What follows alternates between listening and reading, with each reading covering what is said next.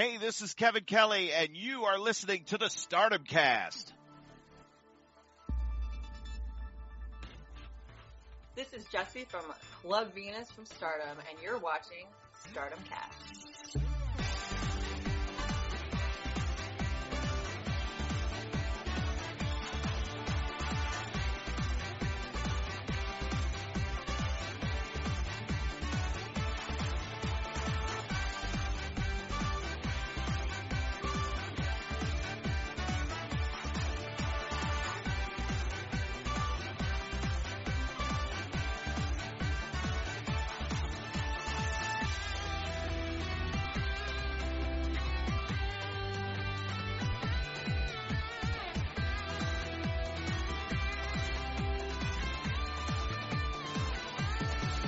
Hello guys and welcome to the Stardom Cast, your weekly audio source of all things World Wonder Ring Stardom.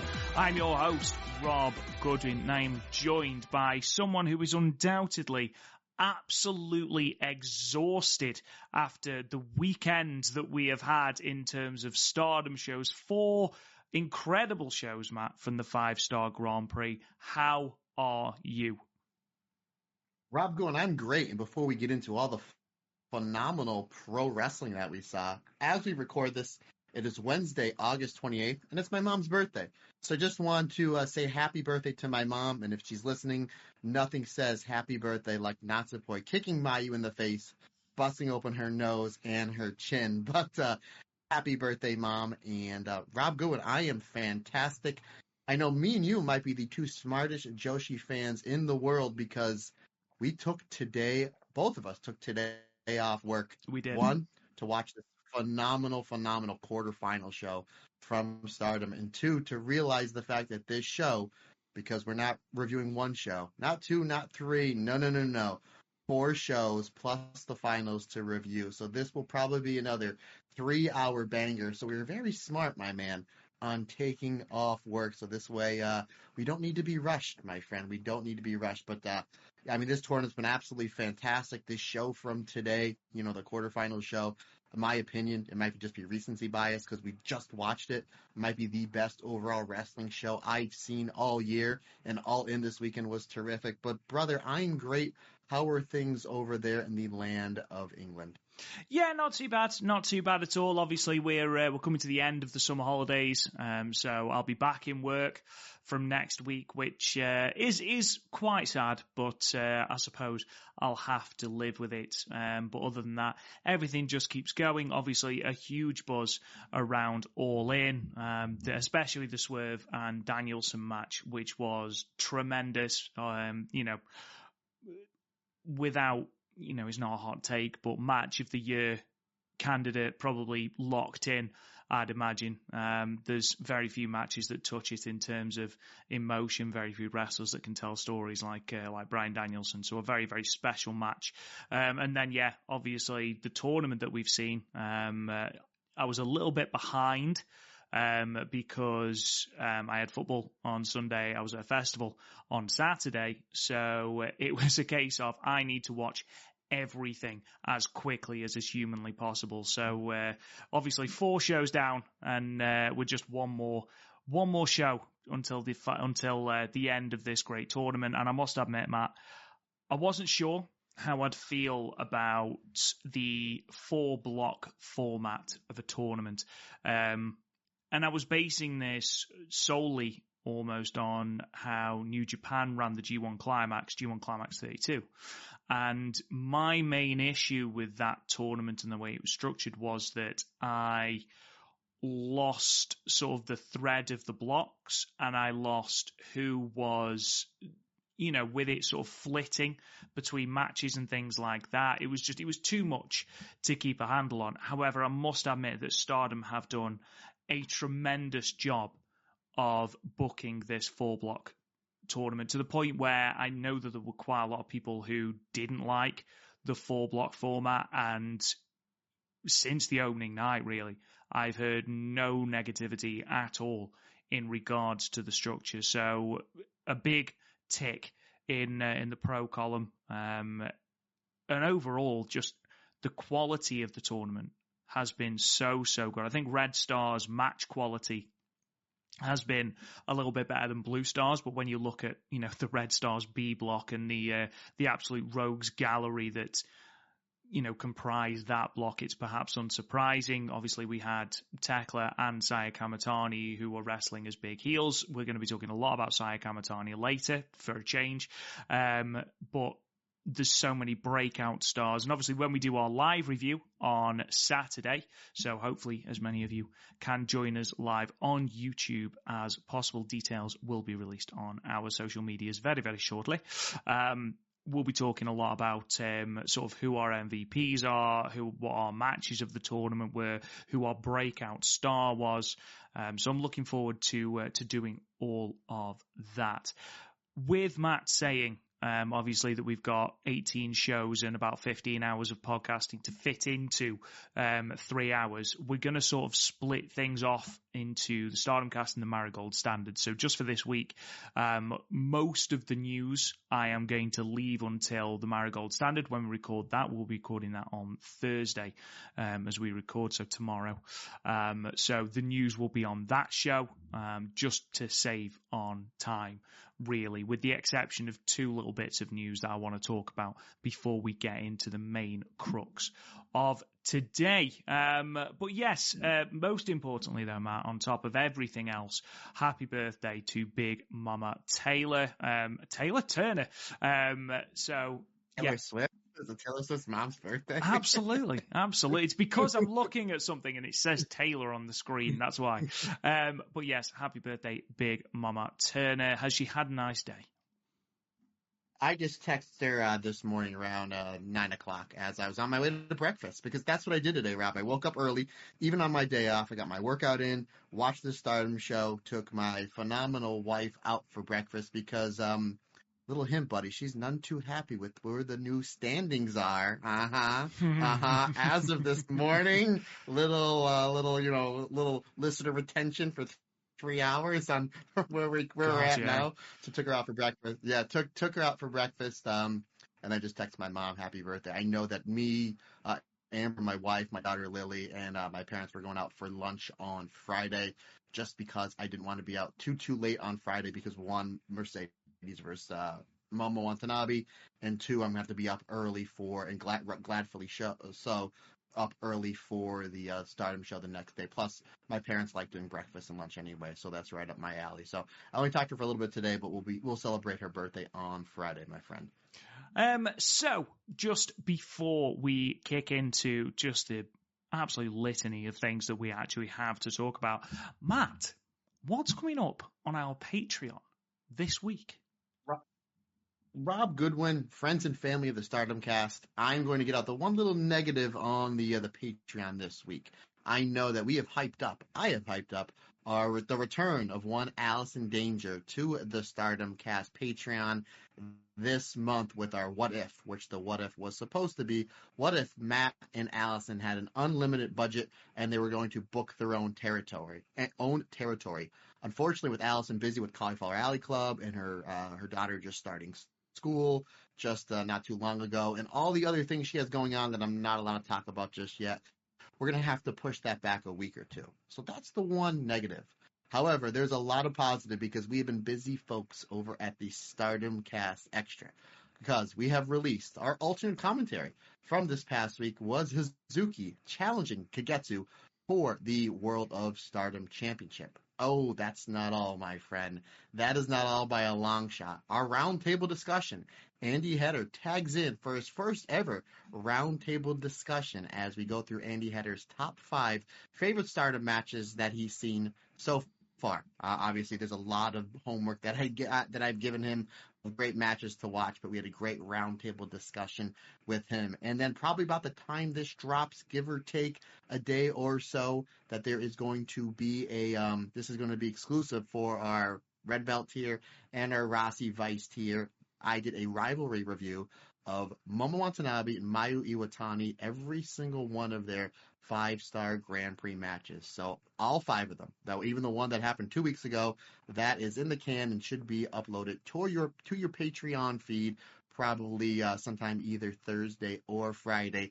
And then this weekend, there's going to be released. It was What Show Is Better? I'm trying to think. What Show Is Better with me and Andy Header. And we did 2 shows from Cork and Hall. Stardom X Stardom 2019, which had the double main event of Arisa Hoshiki defending the Wonder of Stardom Championship against Jungle Kiona. And then the main event was Bea Priestley defending the World of Stardom Championship against a very young Utami Hayashishita. We put that show up with Dream Cinderella in Tokyo from Cork and Hall in 2020, which that had a double main event as well, as the Goddess of Stardom Tag Team Championship is on the line as Aphrodite, Utami Hayashishita, and Saya Kamatani takes on Jungle Kiona and Konami, and the main event of that show was for the vacant Wonder of Stardom Championship as Julia, yes, that Julia, takes on one Tam Nakano. Also, again, we're not done yet. We released a new segment, and this is exclusive to our $10 tier, our Rossi Vice tier, and that's Matches with Matt, which is me. We're just basically me watching a match, and just as if I was in the arena with you or I was on your couch with you, basically watching a match, kind of breaking down the certain psychology and just enjoying pro wrestling as much as I like to, which is an awful lot. So yes, I think that's something like 5 episodes that have been on your Patreon feed or that will drop by this weekend. And then next week, our alternate commentary will be FWC, Hazuki and Kaguma challenging Crazy Star, May, Sera, and Suzu Suzuki for the Goddess of Stardom Tag Team Championships. Rob, that is a lot of fantastic stuff coming up on the Patreon feed over the next few days. And that's not including our amazing back catalog. Brother, that'll take us to the end of August. You want to know what? Just a little taste, because we're not done with the 5-star Grand Prix just yet. So I want to make sure we get that done. But should we just give just a little taste of what we're doing in the month of September, my friend? I absolutely think we should do that because, Matt, I'm not going to lie to you, my friend. I've completely forgotten what we're doing in September in true Rob style. So I'm looking forward to hearing this for potentially the 3rd time. Actually, this will be the first time because I never told you, my man, and we didn't get a chance to pick why matches. I didn't know. There it is. I want to get your general reaction, folks. I Ooh. want to get the general magic. So, in the month of September, our theme will be high-speed wrestling. Oh. So what we're going to be doing, partner, is for the alternate commentary, we are going to be picking a high-speed style match. Now, that doesn't mean it has to be for the high-speed championship, but obviously it can be. But if you want to do a match that you think is a high-speed style match, for example, I think the opening match from last year's All-Star Grand Queendom was a high-speed style match with Izumi and Mei Saruga taking on the returning Mei Sera and Starlight Kid. So, Rob, if you think that's a high-speed match and you want to do it for alternate commentary, that's what we're going to do. And also, our roundtable discussion is going to be our top 5 favorite high-speed matches that we've ever seen. And I don't know who I'm going to get on for a guest yet. Hopefully in the next week or so, I will have that all pinned down. And just apologies, folks, because it has been absolutely insane with the 5-star Grand Prix. And by insane, I mean it's been phenomenal. So hopefully in the next week or so, we'll have all that rounded up. But yes, because we've been going fast enough on the Stardom Cast, let's speed things up in the month of September, brother. Yeah, I think that's a great idea. I like the idea of high speed September. It's not a theme we've done before. And plus, I don't feel like we talk enough about the high speed championship. So I know it's not going to be centered necessarily around the high speed championship, but it might be a good chance to look back into the catalogue of fantastic high speed defences that potentially get overlooked in favour of the Wonder and World of Stardom Championship. So yes, very, very much looking forward to that. So, couple of bits of news that I want to talk about. Again, the rest of the news is at thestardomcast.com as well as on the Marigold Standard. But just a couple of things. The most important thing being, of course, that Marigold have confirmed through Tokyo Sports that they will be performing a WrestleMania week show in Las Vegas. So Marigold will be there WrestleMania week, which is huge. And someone pointed out to me that in Stardom, obviously Stardom started in 2011, and they ran their first US shows. I believe it was 2 California shows back in 2015. So 4 and a bit years actually after their inception. And yet Marigold are here making huge strides in just their first year as a company. Matt, it's going to be massive. I know I've seen a lot of people saying, oh, well, I'm going to have to go to Las Vegas now to see this show. A big buzz surrounding the Marigold Vegas show. Yeah, that's something. And again, Rob and I have basically, we're pretty much 90% sure that we will be heading over to the city that never, well, I guess the city never sleeps is technically New York, but Sin City, Las Vegas. We will be there to watch some WrestleMania action, and we kind of got hinted a little bit through some of the some of the Stardom shows that there's a possibility that Stardom will be there next year, and now it's confirmed that Marigold will be there. So we will be there on hand to cover both the Marigold shows and the Stardom shows. Again, if there's a Stardom show, it does look like there's going to be one. Again, we haven't had it confirmed. We were just kind of just overhearing some of the buzz that came off WrestleMania weekend this past year. So fingers crossed there will be a Stardom show to go along with the Marigold show. Fingers crossed, buddy, that the Stardom show and the Marigold show, they don't happen at the same time, same date, because then we might do a divide and conquer.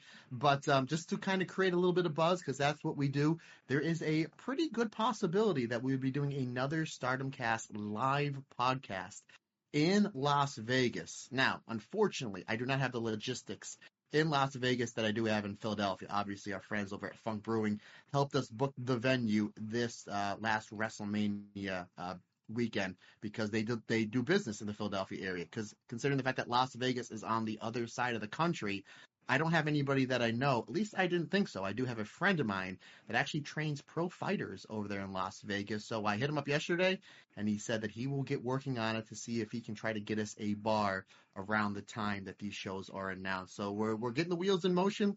Fingers crossed that we can do another live Stardom Cast podcast in Las Vegas, partner. I'm very much looking forward to it. And fingers crossed, people, those who we've already had quite a few people saying that they would love to come and join us. Thank you to all of you. We'd love to see as many of you there as is humanly possible if it happens. If it does happen, fingers crossed, we'll have a far less stressed Matt Turner, because that's not fun for anyone when Rob is the calm one, because that's when things go really south. So fingers crossed it goes a little bit better. But yeah, looking forward to doing that with you. And just this was something that was said a couple of times actually when Marigold announced it, that I hope that Stardom don't run at the same time. And I know there is, a little bit of a feud between Marigold and Stardom, obviously. But I feel like running a show at the same time would be cutting your nose off to spite your face somewhat, because they share so much of the same fan space. And you are effectively alienating some fans that will go to the other show. So it's less of a measuring contest, for a rather crude metaphor. And ultimately you would just end up losing fans. Now, if it's a scheduling issue where you can only book those days, fine, then that's fine. However, if it's simply because, Stardom or Marigold are running that show at that time, we're going to do it at that show at that time, making your fandom, making your, the people that are traveling thousands and thousands and thousands of miles to see these two companies to then have to choose, I feel is very, very short-sighted. Because, again, most of the demographic that are going to a Stardom show will then go to a Marigold show as well, and vice versa. So it wouldn't make sense for me unless, it absolutely has to. It doesn't make sense to do that. So we'll see. And obviously we'll be keeping our ears to the ground in regards to any developments, because at the moment it has just been confirmed by Rossi Ogawa through Tokyo Sports. There's a link to the article in our news report on the Stardom Cast. Just another thing as well that has been announced. Obviously Stardom have been sending wrestlers to different promotions. Obviously Saori Anou was successful in retaining her Sendai Girls World Championship against Dash Chisako on Saturday, which is why she wasn't on that show. But in terms of more wrestlers doing more stuff outside of Stardom, Aya Sakura is the next one, with Stardom releasing on their Twitter account today that Aya Sakura will be taking part in the Pro Wrestling Wave Tag Team Tournament, which is called the Dual Shock Wave, and that starts at Shinkiba First Ring on Sunday, the 1st of September, and she will be entered into a tag team with Shin Hirota Sakura. So we saw how Ronnie Yagami especially benefited from some time, not time away from Stardom, but, you know, having the chance to spread her wings somewhat. I know that those that have seen Hanako in America say that she's doing really well as well. So giving Aya Sakura, who I think has been doing some really good work on these undercard 5-star tags, and we're not going to be talking about them much simply because we've got 895 matches to talk about. But I'm looking forward to see how Sakura does in these sets of circumstances, Matt. Yeah, she's really been impressive. And again, considering the fact that everything is focused around the 5-star Grand Prix, and rightfully so, that obviously she's not in there, but she's doing a great job, as you mentioned, on these underneath tag matches. And her with Aya Sakura and Sakura as a tag team have really, really been flourishing. And even not just in the straight-up tag matches, but even if you put them in like a 6-person or an 8-person match where you have a Yuna, a Soriano, a Tam, and a Natsupoi, and then you have somebody like that with veteran experience to kind of lead them and to put their spots, not only solo, but as a tag team in the right opportunities. I think that's great. She's getting this opportunity with Pro Wrestling Wave. I wish she was going over there with Sayaka Kurora. I really, really do, because I think that would help the two of them gel as a tag team. And even though you're taking two people away from the Stardom roster, it's not like you're taking a Tam and a Mayu away for however long the tournament is. I think that would basically be the most beneficial, because these two are great as a team, regardless.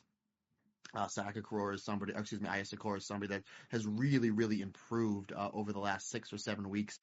And the Stardom booking committee has done a great job highlighting her. Again, not only Aya, but Sakura as well, in that whole little feud that they're doing with Thekla, where Thekla is kind of like terrorizing them as they're trying to sign autographs and take pictures with the fans. And I like that. It's giving them something to do. The Stardom booking committee has done a really great job over the last few months. And obviously, we'll get into this tournament. We'll get into the apology that I made on Twitter earlier today about how I was wrong. And I will admit that I'm wrong, and I'm so glad that again, I don't think they should have taken the belt off Maika, but regardless, I am so wrong on Saya Kamatani. Again, we'll get into that. And again, I got no problem admitting when I'm wrong. I do it all the time and just in my life, and it's just, again, I'm really glad that I'm wrong on this one. But the booking committee has done great things with everybody. Everybody has something to do. They really, really do. It's just not the Mayus and the Tams and the Toras. Again, what they're doing with like Thekla and Sayaka Kurora. Not only that, but even Okada's almost booking himself into an angle with Thekla, which we'll get into. Good luck on that. Good luck on that. Like, I was even scared. Like, I don't know, man. You might want to step down. I don't know if he said, I don't speak Japanese, but I don't know if he told Thekla after she threw the table at him, you wouldn't hit a man with glasses. But, you wouldn't hit a man with glasses, would you, Toxic Spider? I don't think Thekla cares at this point. But regardless, good on.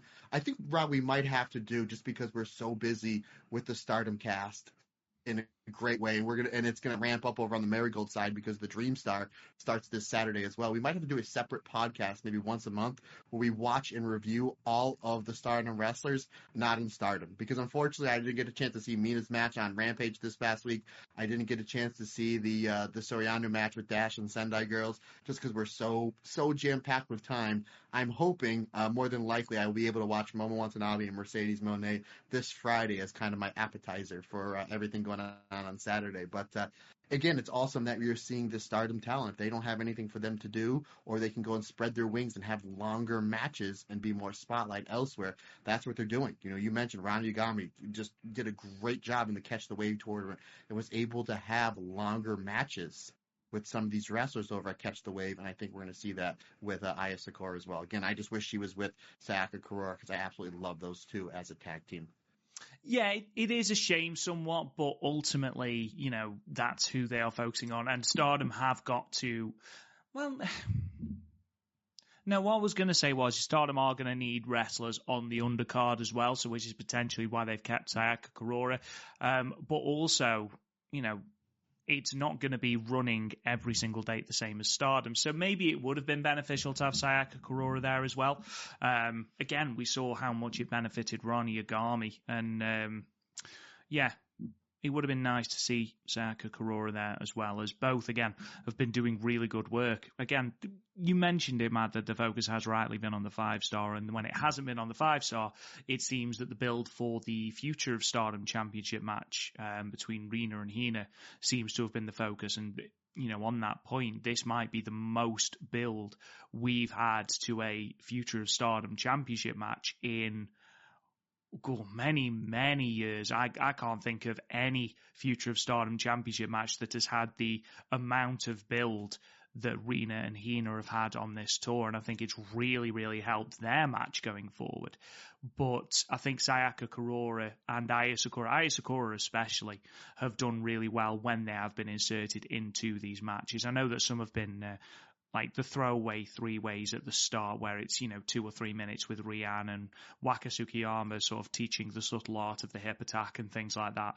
They're potentially throwaway, but the tag matches that they've been a part of, I've been a huge, huge fan of. Aya Sakura utilising that triangle choke in her arsenal as well, so she isn't just relying on kicks, has been a huge thing for her as well, because it's making her work to transition opponents into that move, and I think that's really important for her development moving forward. Let's talk a little bit about Ronnie Yagami, just because this really made me laugh. I don't know if anyone follows Ronnie Yagami on social media. I hope you do, because it is solely pictures of her bed hair. Every single morning, it is just pictures of her with bed hair, which tremendously wholesome content. I've also worked out, because I'm dead clever me, I've also found out that she's called the Beat Striker because she's a drummer. It makes sense now. Beat for the drums. I've always wondered why she's called that, and now I've worked it out. Anyway, what did you think? What did you think? Real quick, buddy. I didn't know she was the Beat Striker until you mentioned it maybe about a month or so ago. So that's what I figured. What did you think it did? Do you think that she has a farm and she goes and kicks beats, or is she a big fan of Dwight Schrute from The Office? Like, what do you think that meant? Well, I just assumed that it was like a really cool name, and I was like, okay, I can go with it. You know how a lot of the time wrestlers will debut with a certain nickname, and then as they progress, they will get a better nickname.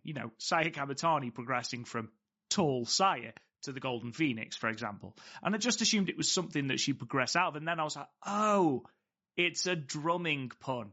That makes sense. But yeah, I don't know if you've seen her latest Twitter post. It's not really news. It just made me laugh. Unfortunately, she sprained her finger, which isn't funny in itself. But she went out for food with someone and she couldn't use the chopsticks. So she had to ask for a fork. But the only fork they had was a child's fork. And there's just a brilliant picture on Twitter of her with this minuscule fork trying to eat a bowl of rice, and she just looks so fed up. Honestly, she's a great follow on social media, solely because, like I said, every image is just pictures of her with bed hair saying, today's bed hair. She knows how to use social media, and I'm a fan of that, Matt Turner. Let's move on then to the actual serious stuff, and let's start talking about some of these shows. So what we're going to be doing is we're going to talk about Night 8 from Friday the 23rd of August. That was from Sendai Pit. We're then going to talk about the Blue Stars Night on Saturday the 24th of August in Paru's Izaka in Fukushima. And then we're going to talk about Night 10, which was the final night of block action. That was on Sunday the 25th of August. That was from Yamagata Big Wing.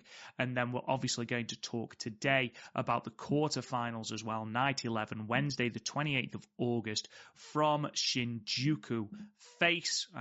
We haven't got an attendance figure for that at the moment, but I know that Stardom released on their English Twitter feed that it was a complete sellout, and that even walk-ups were being put on a list and things like that. So again, a huge number. In fact, I must admit, big shout out to the Shinjuku Face crowd from today, because I thought that crowd, aside from Korakuen, that. In fact, this might have been the hottest crowd of the 5-star tour, full stop. And they elevated every single match with their passion. They were so hot for every single match, Matt, weren't they? Yeah, I mean, it just goes to show you how a hot crowd can make wrestling better. Again, look at AEW All In. Wembley Stadium, you had 55,000 people. They were into everything. It just made the matches so much bigger. And by the way, congratulations to former Stardom Goddess of Stardom champion Mariah May on becoming the AEW World Women's Champion, and friend of the show, or listener of the show, from what we were told. Anywho, yeah, any time you get a hot crowd that is involved into pro wrestling, you're going to, really any sport, it's going to elevate everybody's performance. And I may mention this probably about a dozen or so times in the last few months on the show. I'm going to make mention again, when you start your show out with a hot match, you're going to have a hot crowd.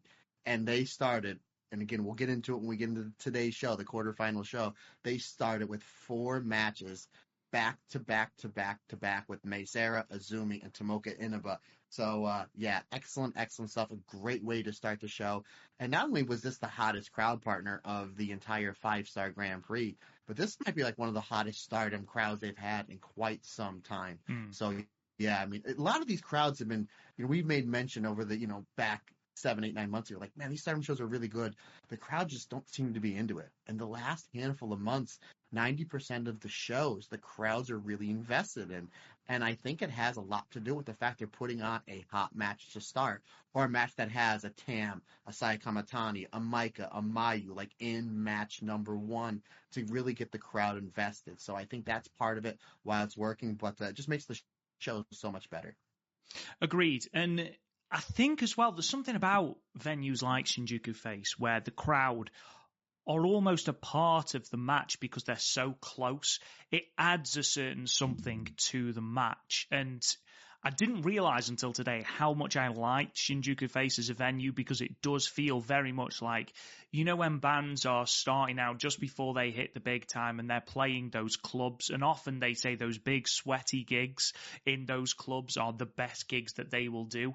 It very much reminded me of that today. And we'll talk a little bit, obviously, about that when we get there. But let's start with night. Real quick, buddy, you know what it reminded me of? It reminded me of Pro Wrestling Guerrilla when they used to run Reseda. Yes, that's what it reminded me of, where basically you would have the fans smacking in. And I think WXW in Germany, when they used to run the 16-karat gold tournaments, they would do the same thing, where basically the fans are smacking on the mats, and it's really just an intimate setting. So I just want to kind of just say that. But yeah, absolutely, brother. So let's talk then first about night 8 of the 5-star Grand Prix, which emanated Friday, 23rd of August from Sendai Pit in Miyagi. 304 people in attendance. It was a Red Stars only night. And this were the results. So we opened with a 3-way match, Momo Kogo defeating Rian and Sayaka Kurora, pinning Rian with a neck to Peach in 4 minutes and 30 seconds. We then had Red Stars B action, Mayu Iwatani moving to 8 points and defeating Sera, who remained on 6, with a shooting star reversal in 10 minutes and 37 seconds. Red Stars A match, Konami moved to 6 points, defeating Yuna Mizumori, who remained on 0, with a triangle armbar in 6 minutes and 33 seconds. 6-woman tag match, the Hate team of Natsuko Tora, Rina, and Riwaka defeated Hina, Waka Tsukiyama, and Aya Sakura. Rina pinning Hina with the Pink Devil in the 11 minutes and 31 seconds. Red Stars B, Momo Watanabe finally managing to pick up another victory, defeating Sayarida, who remains on 2 points, with Peach Sunrise in 11 minutes and 12 seconds. Tomoka Inaba in Red Stars B moving to 8 points, level at the top of Red Stars B, defeated Tam Nakano, who remains on 0, with an ankle lock, 11 minutes and 36 seconds. In your semi-main event, Red Stars A, Natsupoi moved to 8 points, defeating Manami, who remained on 5 with an armbar in 12 minutes and 56 seconds. And then finally, your main event, Red Stars A, Maika moved to 10 points, defeating Hazuki, who remains on 6 with the Michinoku Driver 2 in 14 minutes and 39 seconds. Just a couple of notes about everything, Matt, before we head into the specifics of every match. I feel like Red Stars B has been getting a lot of sort of the praise for the matches that they are producing. And this is, to do with people like Mayu Iwatani having an absolutely incredible tournament against everyone she wrestles. This, for me, was the first real banger of a match in Red Stars A between Maika and Hazuki. Maika and Natsupoi on the opening night was really good. This was great. And it was the first of two absolutely stellar matches that Hazuki would have in the Red Stars block. Momo Watanabe getting another win. Yes, she's eliminated. This was her last match of the 5-star Grand Prix.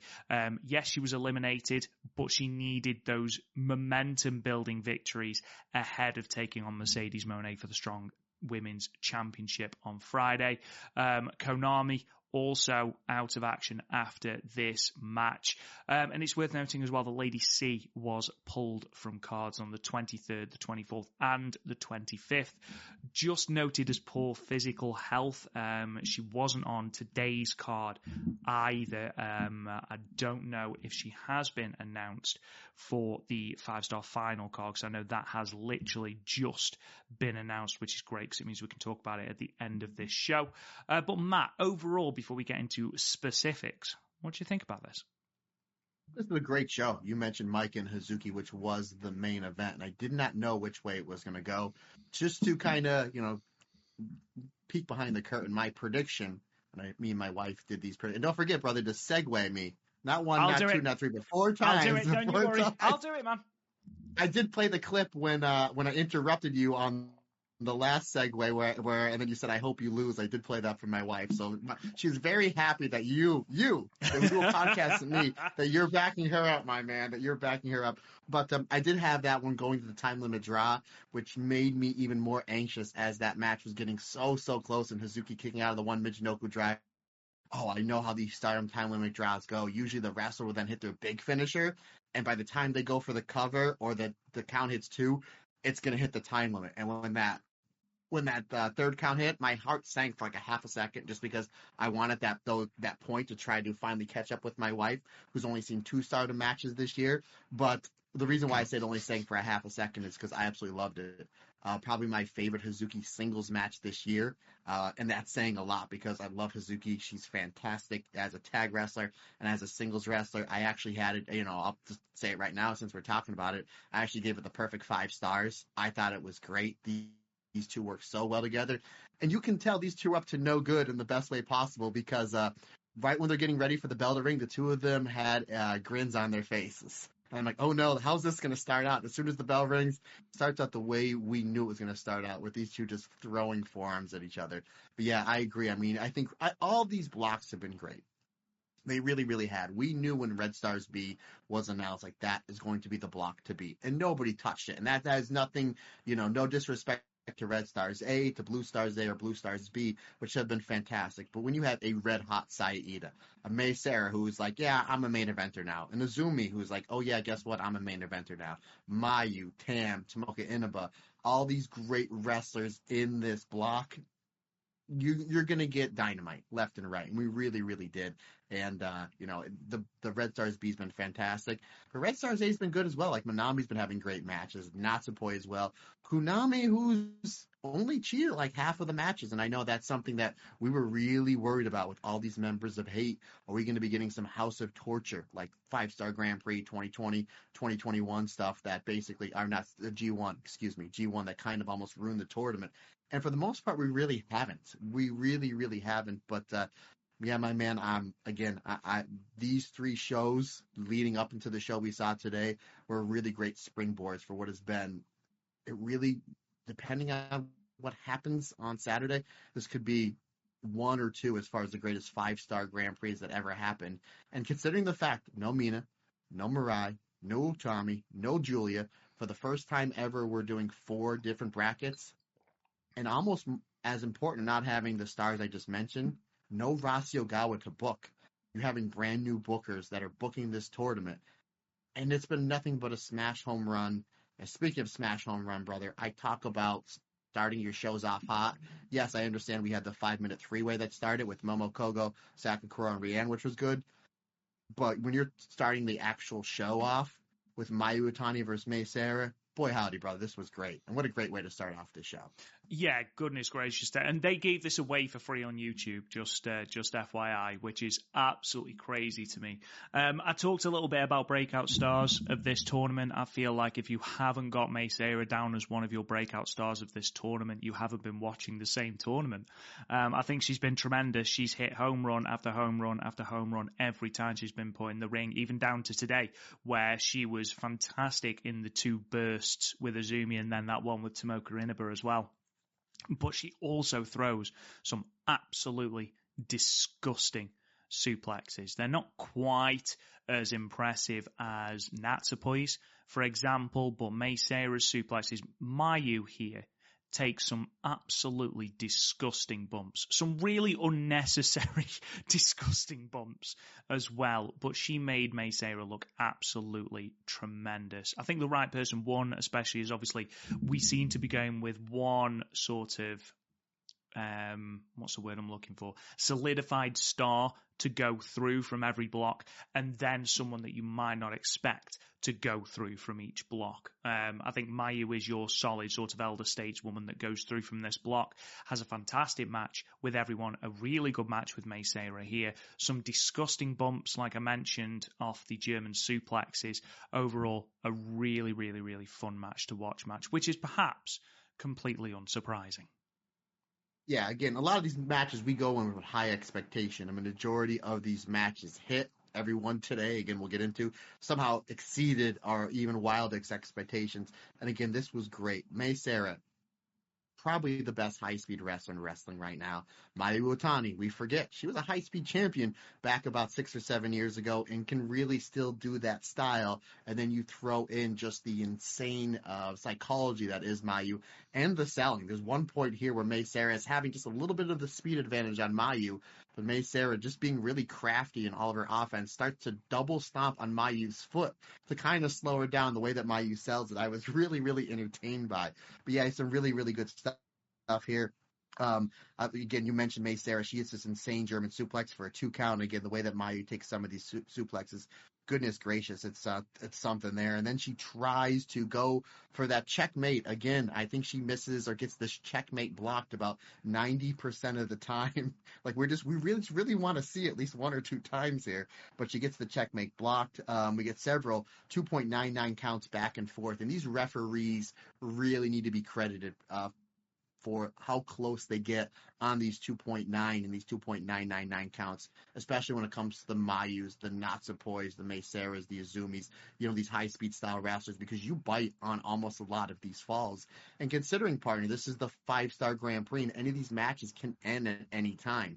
Like, we don't expect Hazuki to defeat, like, Maika for the red belt with the Hazuki strut. Like, that's it. Your big championship matches, you're more than likely going to get the big 1, 2, 3 pop. We're here in the 5-star, considering the fact a lot of these wrestlers have those flash finishes and those flash pinfalls they can defeat you with. You're biting on a lot of these 2.999 counts, and these referees do a great job of making you believe they're going to hit the mat only for the wrestler to get out at the last second. And this is no different with Mayu Mei Sera. Mayu hits a crazy super kick. Mayu's super kicks just seem to be on a different level this 5-star Grand Prix. They really do. She's really throwing some extra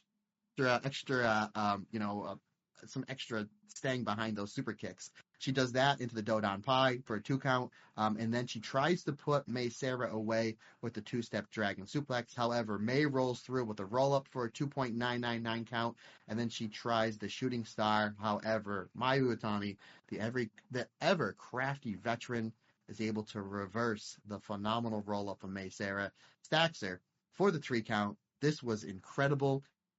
Maybe the best Mei Sera match I've ever seen, which is, I'd have to think about it because she's had an incredible year. I had this at 4 3/4 stars, and this is just another great match in the catalog for Mayu Iwatani, not only this year, but in her legendary career. I did have a chat with our our friend Trent Brewer, who does a lot of podcasting with our other good buddy, Scotty Wrestling. And me and him were talking about what a great year Mayu has had. I know we still have 4 months to go this year, but as far as in-ring goes, I think this is Mayu Iwatani's best year that she's ever had, and she's really proving it in this 5-star tournament. Again, brother, a great way to start this show, 4 3/4 stars for me.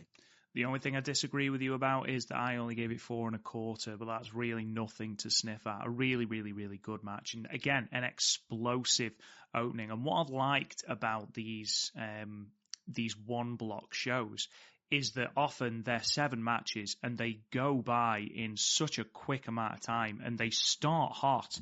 And 9 times out of 10, they have maintained that throughout the card with, only very, very, very few exceptions.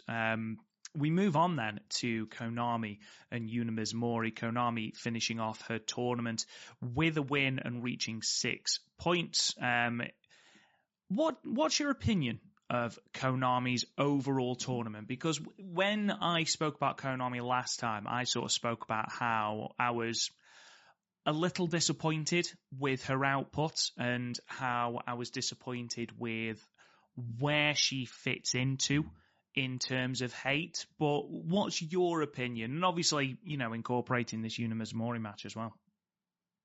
Konami, and again, we made mention 2 weeks ago. We were very upset because of the cheating on the People's Champion on one Hazuki, literally to the point where she got the spray paint not only all over Hazuki's face, but most of her gear as well. I hope that came out. If not, I hope Hazuki gave Konami a receipt. And by a receipt, I mean a dry cleaning receipt. But regardless, we made mention this last week, how they built up the spray can to the point we can't take it anymore. And then she gets her, basically the good guy, the hero defeats the villain, because we have Maika, who we talked about last week. Basically, the spray can is a distraction. Konami loses, and then Konami tries to use it against Natsupoi. She basically gets her head kicked off and loses there. So you're kind of like, I get it. We're building up Konami. We're building up the spray can, because then when we get to these main eventers, they're going to be a little bit too smart, a little bit too crafty, partner, to fall for that. This match here with Yuna, pretty much a straight-up wrestling match. Like, you don't really get any of that hate, cheating stuff. We didn't get any of the outside interference. It really was, for the better part of 6 minutes, a phenomenal match. And I thought this was a great match. Yuna, again, obviously finishing this tournament with the goose egg, with the 0. Still had some fantastic matches. Her match with Maika, her match with Natsupoi, her match with Hazuki was terrific. And this one as well. With Konami, I thought Konami was back to form. Konami, just with a little more aggressive, like the Konami that we've all grown to love, like the shoot style Konami. And I actually, partner, gave this 4 1/4 stars, because I really, really enjoyed it. I enjoyed the hard-hitting nature between these two. We know Yuna Mizumori is a very explosive, hard-hitting wrestler. We know that Konami incorporates that MMA style into her wrestling. Sometimes styles make fights. This is a match that ultimately is going to get lost in the shuffle of what is the phenomenal 5-star Grand Prix. But for the near 7 minutes it was on my screen, I absolutely loved it. These two have really great chemistry together. Again, 4 1/4 stars for me. And I liked how she used the triangle answer to almost transition into head scissors, into a double wrist lock. I like how Konami's using her submission experience and her submission knowledge to basically show that she's not a one-trick pony. She just doesn't have the triangle answer. As cool as the move is, she can defeat you with 1 or 2 more submissions. So I like how she was able to get the double wrist lock onto Yuna, forcing the tap out. Really love Yuna's fighting spirit in this match. Again, 4 1/4 stars for me. I thought this was great. I must admit, I have softened slightly on my stance on Konami, and it's not that I don't think she's a good wrestler. It's quite legitimately the opposite. I think she's a very good wrestler. I think she's wasted doing what she's doing. However, especially towards the end, and especially with wrestlers like Yuna Mizumori, she's provided that necessary evil to get people like Yuna Mizumori over. And you're right, man, this was more of a straight-up wrestling match. We had the chair bowling, we had the choking out and things like that, but when it came to the in-ring, it did seem like more of a straight-up wrestling match. I don't necessarily mind the stuff on the outside, as long as it doesn't take up the entirety of the match. And, you could argue that Konami believed that she didn't need to cheat because Yuna Mizumori was easy pickings, and Yuna again had to prove herself in this match to Konami, and I think she did that really, really well. I didn't quite give it the same rating as you. I think I gave it 3.5, but it's certainly one of Konami's better matches, and I think Yuna Mizumori is another one we're going to talk a lot about on our review show about breakout tournaments, because she ultimately finishes with 0. One of only 2 people to finish with 0. Did not for a moment think that the other one would be Tam, but there we are. But overall, I think she's done incredibly well. She's added a much needed injection of passion into matches. She has been the perfect stoic opponent for, the likes of a Maika, where it's just literally 2 people bouncing off each other. And, Yuna Mizumori versus Hazuki gave Hazuki her first really great match of the tournament. Overall, I think even though she's come out with 0, she's had a really, really, really good tournament, and props to her. Moving on then, we move on to Sayurita and Momo Watanabe, which I am such a big fan of this match.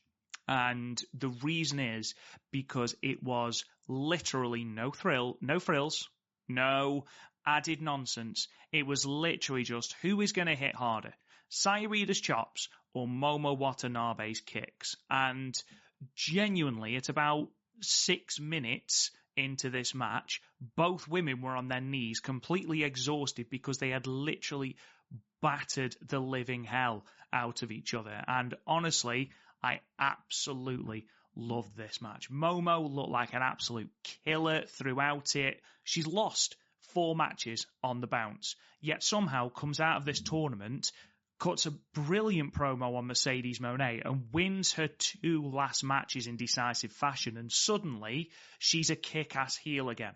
I don't understand how she does it, but there we are. I'm certainly not complaining. Overall, again, when you've got Momo stalking around the ring, sort of almost stalking her prey in Sayurita, sort of waiting for her to make a mistake and then just going in for the kill. That's what I want to see from Momo. And Momo Watanabe has epitomized exactly what I want to see from Hate. Okay? It's not overt cheating. Yes, she uses the baseball bat. Absolutely, I don't mind that. But ultimately, that's the only thing she's done in these matches that can be considered cheating. And I think the rest of Hate, Saya Kamatani also falls into that as well. I think people like Konami could learn a little bit from that. Thecla's toned it down, but I think she's such a bizarrely good heel that it doesn't really matter with her. I think other heels could certainly learn from the way Momo Watanabe has been attacking these matches, Matt. Yeah, she's in a heel in a completely different category. We made mention that it took her, she was getting the heel persona down a little bit in 2022, but she really hit that stride in 2023 and hasn't looked back. I mean, she had great matches with Maika.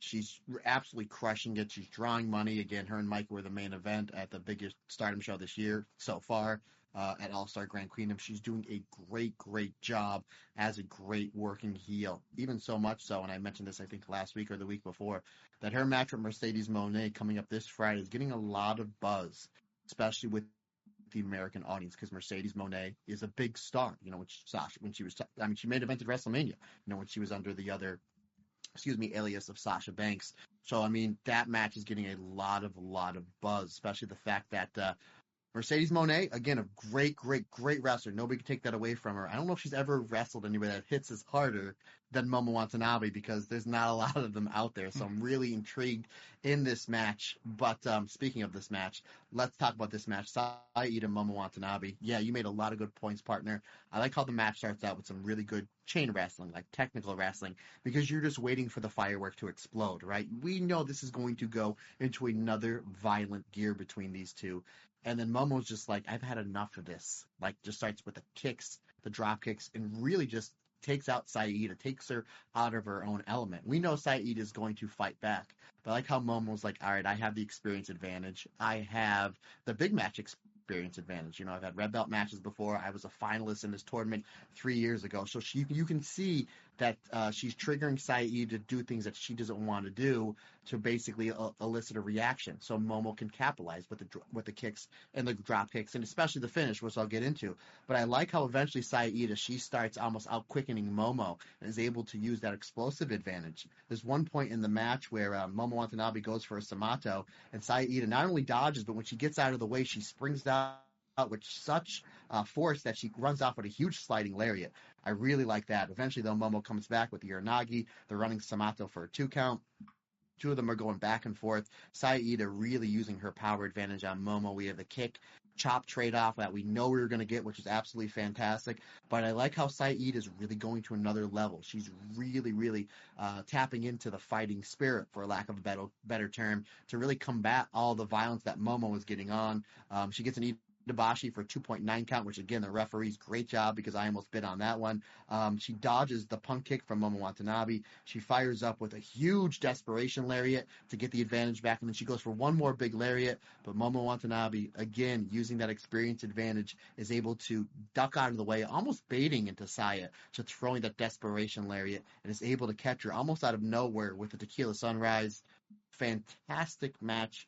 4.25 stars for me. This was terrific. A great tournament from Saida. Again, we talk about breakout stars. Saida really used this platform in this tournament, especially being inserted in the stack block that is Red Stars B, to get her stock up. We've been making mention for the past year and a half how much we love watching Saida wrestle, because she's somebody completely different, and she puts all into her matches, whether it's a singles match, tag match, multi-person match, what have you. And we were so happy when she was announced for this tournament, because she's so desperately earned her spot in this tournament over the past year. And Saida's stock has gone up way high in this tournament. And again, Momo Watanabe finishing this tournament off at 4 points. Regardless, she's a lot of our listeners' MVPs, regardless of only having the 4 points. And again, she may not be going to the finals this weekend, partner, but she's going to our nation's capital, Washington, D.C., to main event a New Japan show against one of the biggest stars in women's wrestling on the continent of North America, in Mercedes Moné, and I know she's going to absolutely kill it, and I'm really looking forward to that. And considering the fact that Momo Watanabe, and again, partner, you were there, she's a heel, but for some reason in America, she's a babyface, because she's an ass kicker. She's Stone Cold Steve Austin. She's The Rock. She's Goldberg. How are we booing that person? They're an ass kicker. They're everything we like about pro wrestling, especially over here in the United States. So yeah, really good stuff. Excellent match. Again, 4.25 stars for me. Agreed. Agree with everything you've said. I don't think Momo comes out of America as the New Japan Strong Women's Champion. However, I do think that she will get a phenomenal reception, and I think that the way that she wrestles and the way that Mercedes Moné sells, I know there was a lot of discourse around her and Britt Baker's match at All In, and the apparent work that Mercedes Moné put into that match to sort of elevate Britt. I don't know about that. I am simply parroting what I've seen online. However, that is the sort of thing that we've seen Mercedes Moné do, who, in my opinion, gave Ronda Rousey easily her best match in the WWE. So we know that Mercedes Moné is capable of selling like she has been hit by a boat. So I am looking forward to seeing that clash of styles, Momo's hard-hitting, bruising kicks, and that bruising, impactful style, coupled and complemented by Mercedes's ability to sell and tell a story. I think that's going to be a really good match. And the fact that they're in the main event as well, when you have got the IWGP World Heavyweight Champion, you have got the G1 Climax 34 winner, you have got the IWGP Junior Heavyweight Championship sort of unofficial number one contendership match. You've got all these title matches on the card, and it's Mercedes Moné versus Momo Watanabe that's been given the nod as the main event. I think is a really great spot for Momo Watanabe, which proves, Matt, if you lose 4 of your opening matches, you are gifted a title shot, because do you know who else that happened to? Oh, who? That would be the Tam Road herself, Miss Tam Nakano, though I do jest. I do think that this story is very intriguing. And yes, it might be a little bit jarring that she was offered a title match after losing her 4 opening matches. However, we did discuss it in detail last week about how it is a good idea for heel Tora to do this, especially as she's on a mission to absolutely obliterate Tam, as is everybody else, Matt, because it's got to the point in this tournament where Tam will fight and fight and fight, and it becomes less about is Tam going to win and more, right, at what point is her opponent going to target the knee, and can she last the 15 minutes? And that's very much the vibe I got from this match with Inaba, because when it wasn't centered around the knee, Tam had a firm footing in the match.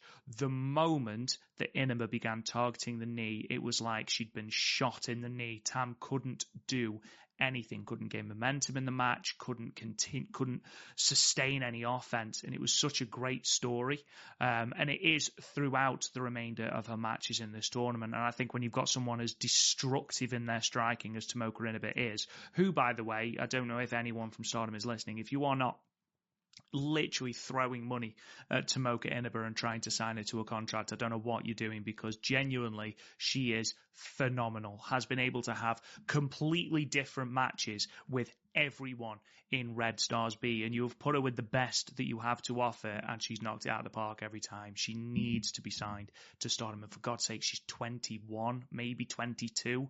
Jesus, the upside is unbelievable, and you saw there is definitely going to be something down the line with her, Razumi and Sera. There just has to be. But here, she is a destructive badass, and the way that she manipulates Tam's knee and the way that she's able to get it into these disgusting holds really, really cemented her as an absolute killer. What's your thoughts then, Matt, on Tam's tournament as a whole? Because yes, on the one hand, she will be going to that final night and she will get a title match against Natsuko Tora. She will get that World of Stardom Championship shot. Many people believing that she'll win it. I'm not one of them, but many people do. Yet she comes out of this tournament with 6 straight losses and with 6 people having ripped her apart effectively. It's not Go on, sorry. Go No, sorry, go on. I was only going to segue into you. Go ahead. No, do the segue. You do great segues. Go ahead. No. Now I'm interested. Go ahead. See, now what you've done is you've pumped it up too much, and it wasn't. It was just going to be another question. I feel like you've put me under pressure now, Matt. Why have you done that? What are you doing? What? Please, take it over. I'm under pressure. What's your question, brother?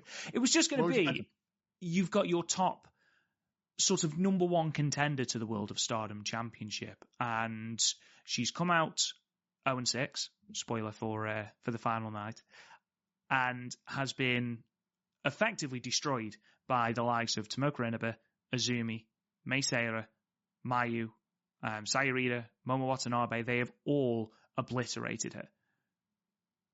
At what point do you think the negatives start to outweigh the positives? Because I think that they've found the balance quite well with Tam. It's all come down to her Achilles heel, which is not her Achilles, it's actually her knee. And again, it's the story that she heard it last year in that match with Tora in her successful World of Stardom Championship match that eventually she couldn't come back from for a couple months, and she was forced to vacate the World of Stardom Championship. So again, technically, she's never lost this belt. And it seems like any time that she gets ahead in her matches, her opponent goes right to the knee. And you have to give credit to whoever's taping up that knee, or that, the hamstring in the knee of Tam, because you can see the tape around coming out of her gear where it's like a bullseye. So you're getting that sympathy behind Tam, even when she's wrestling people that absolutely love, like the Azumis, like the Mayus, and Tomoka Inaba is obviously a huge fan favorite. By the way, yes, Stardom, please sign Tomoka Inaba. If you need us to start a GoFundMe, message me or Rob. We will figure something out. But yes, she needs to be signed. But from what we've seen, every one of these shows are jam packed. So I think their ticket sales are doing a-okay for this tournament. I'm interested to see what they draw Saturday. But anywho, yeah, you kind of wonder where they're going with Tam. It's just like, and again, I'm the biggest, outside of Stardom's accountant, I'm the biggest Tam fan in the world. But I'm also very big on, if you're going to get a title shot, you need to work your way up to it.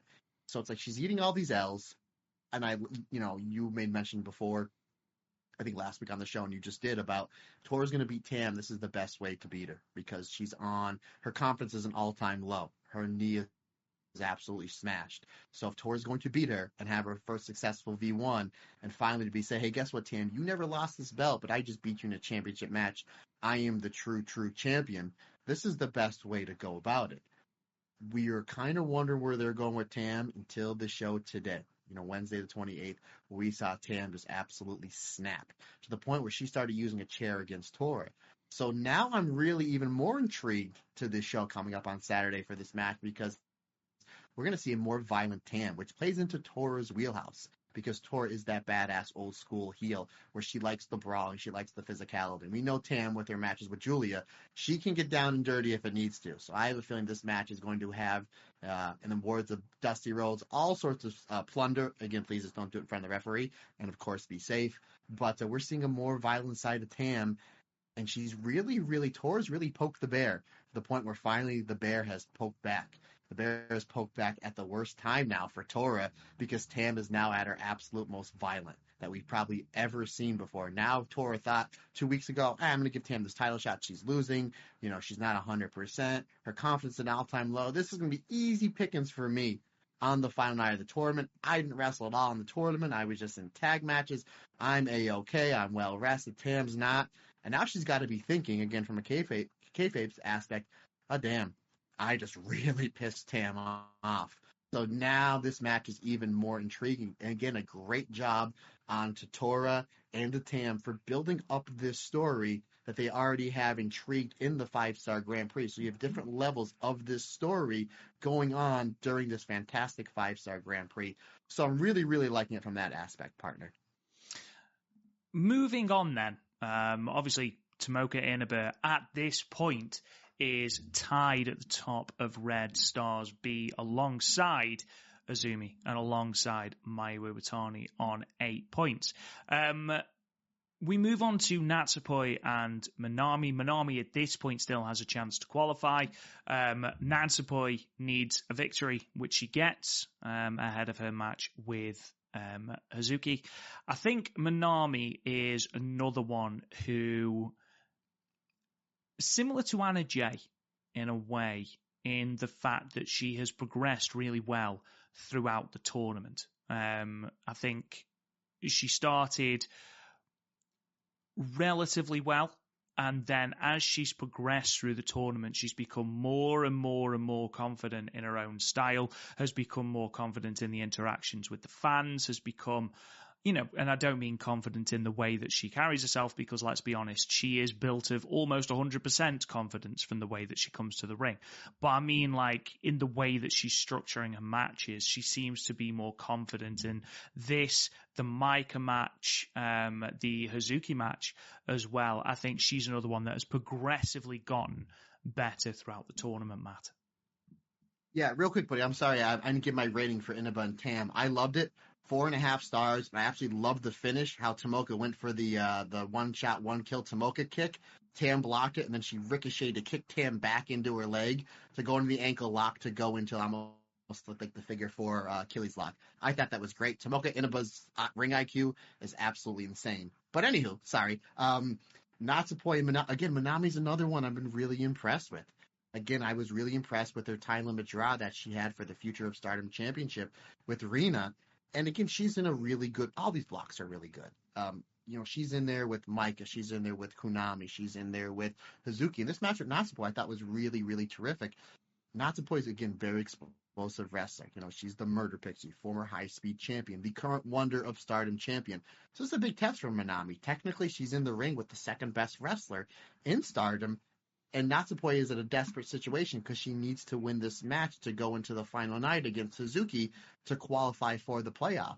So Hazuki needs to get a win here. So Hazuki's really wrestling really aggressive. And then Manami, towards like the middle and the end of the match, she's able to meet Natsupoi's aggressiveness. Again, Manami's somebody that we've only seen a handful of matches of because she's not a Stardom contracted wrestler. Natsupoi we've seen, between me and you, I think we've seen every one of her Stardom matches since she's been inserted in Stardom. So the fact that Manami's able to go, almost shot for shot with Natsupoi, again, the wonder of Stardom champion, really just shows what a great up-and-coming talent that Manami is, and a really great job for Natsupoi to be able to put the certain spots in to make Manami look as good as she does.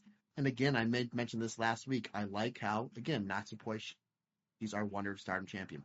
She's holding the white belt, the second most important championship in all of Stardom. She's going to be main eventing shows defending that belt coming off the 5-star. The fact that we now have a submission hold to go with all of Natsupoi's fantastic offense in that armbar really just speaks to the quality of wrestler that Natsupoi is, and the fact that Manami's able to sell it the way she does. I thought this was a great match. I'm glad, I'm glad this match got as long as it did, 13 minutes, enough time to tell their story, and again, enough time to show how great of a wrestler Manami is. Really good stuff. Great building towards the finish. And I noticed Manami she uses the jumbo knee, shout outs to the late great Jumbo Shiruda. And of course, anytime we see that, again, we're a Stardom Cast podcast, we got to show love for the Jumbo Princess herself, one Himika. So I think that was really good. And again, I love how Natsupoi is using the super kick to get into the German suplex, but then goes back to the arm. Again, great stuff. I know the Stardom roster is absolutely stacked. We just said we will do a GoFundMe to get Tomoka Inaba into Stardom full-time. I wouldn't be heartbroken if Manami is signed full-time, or if we see her coming back, from time to time with certain tours, like we see Azusa Inaba, that we used to see Saki, a couple of years ago. I would like to see her inserted back in Stardom because I think she was fantastic. And this match was fantastic. 4.25 stars for me, partner. Yeah, I gave it 3 3/4. I think it is Manami's best match, but she's another one who was a relative unknown coming in, aside from that one tag match that she had with Mika Iwata, and one that I wasn't sure about how she would fit in terms of the 5-star Grand Prix, but she's impressed me.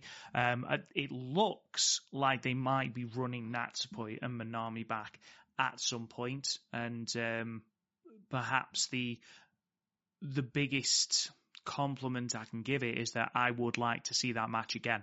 So fingers crossed that is going to be happening soon. That's what Natsupoi at least seemed to be talking about in her post match, as well as putting over the progress that Manami has made, which, as we've both said, is very evident. We then moved on to the main event, and Matt, when you get main event Hazuki, there's only one thing that's happening, isn't there? Violence and smiles from all the Hazuki fans, the people's champion, the wrestling machine, because we're all Hazuki fans. At the end of the day, again, this was absolutely fantastic. I made mention a few minutes ago, this is 5 stars for me. These two start off with a forearm trade-off, and they don't let up. I mean, it's back and forth between these two. This was just an absolute terrific match. If Maika gets that red belt back, which I think she will sooner than later, I would love to see her and Hazuki in a big-time World of Stardom championship match. I'd also like to see Hazuki as the white and or red belt champion. But regardless, these two were terrific. Again, the crowds were so into every single one of these shows we're reviewing. They were into this show, but as this match was around the 9-10 minute mark, this crowd was molten hot, not only for Hazuki, but Maika. And that's when you have babyface versus babyface, main event style wrestler versus main event style wrestler, and a big important match in the 5-star Grand Prix. And you have the crowd really just like, we're cheering for both of them because this is a great match. And we don't care who wins because ultimately at the end, and I know this sounds cliche, it's the fans that won. And you know who won this match, partner? I won. You won. Everybody listening won because this was great. Again, as much as I love Hazuki and I want Hazuki to get the win here, I had no problem here with Maika getting the win because of how great this match was. I loved how this match built. I loved how, again, the genius crowd psychology that is Maika and Hazuki. When the crowd was at their hottest point, they went back to the forearms that they started the match out with. However, Maika, former World of Stardom champion, she done messed up because you know what she activated, Rob Goodwin? You know what she activated? I know exactly what she activated, my friend. Hazuki mode! She activated full Hazuki mode. Again, right when the crowd was at its hottest, that's when she went off. Great stuff. I loved how Maika starts building her offense back up with the lariats and the discus lariat. And then she goes for the Michinoku driver. Hazuki slips out and she goes for the Hazuki straw. And I'm like, oh, maybe this is it. If Hazuki's going to win, I think she's going to win by catching Maika because Maika hasn't lost in this tournament thus far. And when she goes for the Hazuki straw, we've never seen this before. Maika just deadlifts Hazuki up.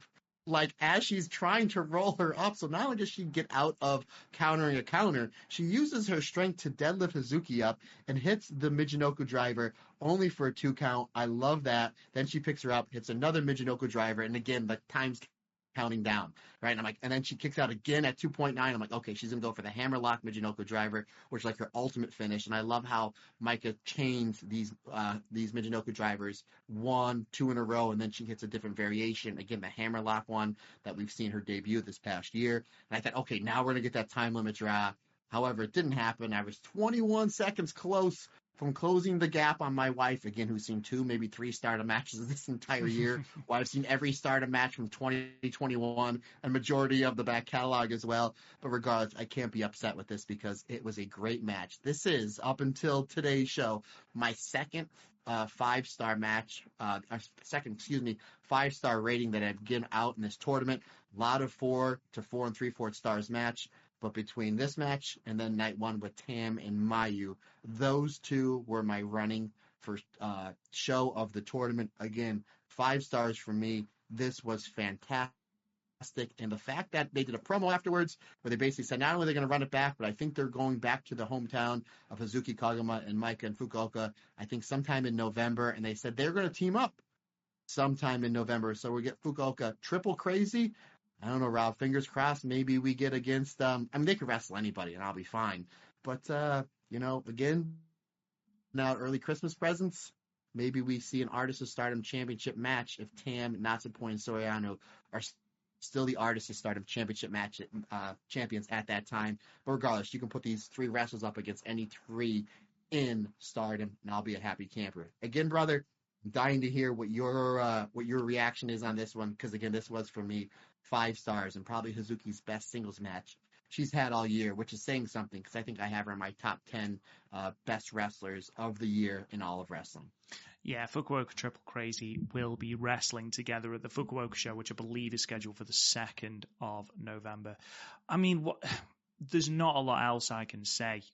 It's Maika and Hazuki in the same match. Like, you have got Hazuki, who not only is able to bring the same level of aggression and that same level of hard-hitting impact as Maika has been doing, who, by the way, we're going to spend a lot of time waxing lyrical about Hazuki, as we always do on this podcast, but Maika has been incredible. She has been the linchpin of that entire block, has gone through unbeaten, but she has been such a delight to watch from the start of the year all the way through to now. And you mentioned Mayu Iwatani having a best in-ring year ever, and I do agree that if it's not the best, it is certainly 1A and 1B. And I think it's only because she's having such a phenomenal year that Maika isn't Stardom's Worker of the Year, because she has been absolutely tremendous, has not missed with whoever she has been in the ring with. Even the mess that was the red belt title change, Maika was still phenomenal in that match. And here she was able to work to the point where Hazuki tweeted about this match about 12 times. That's how excited they were about this match. They both knew.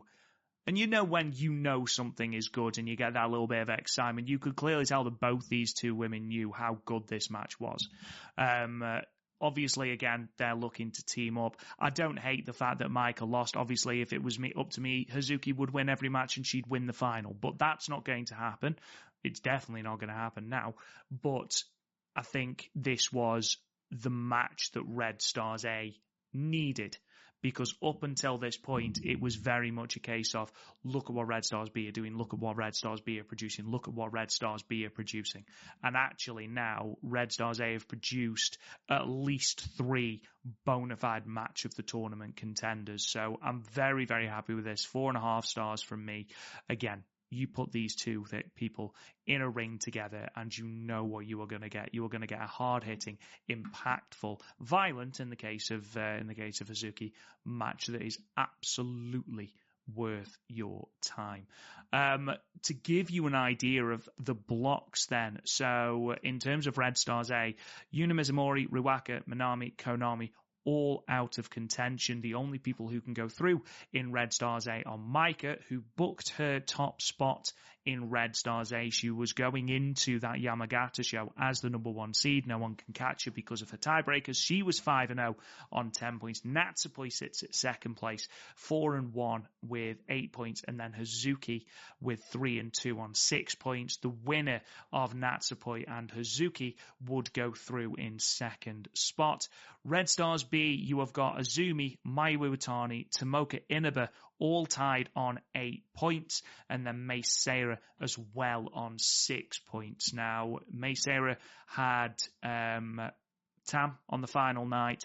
Tomoka Inaba had Mayu on the final night. Azumi had Saya Ida on the final night. And a win for Tomoka Inaba would have eliminated Mayu and put her top, which is a wild thought heading into that final night. But before we get into the final night, Matt, we've got a night of Blue Stars action. We've got a night of Blue Stars action from Saturday. Not yet.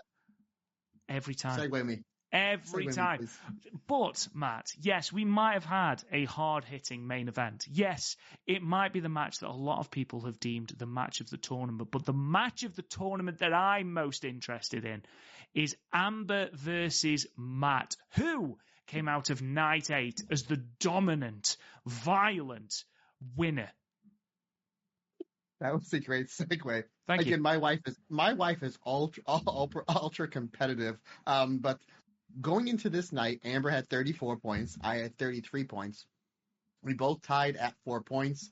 So going into the next night, Amber is still ahead, 38 points to 37 points, my friend.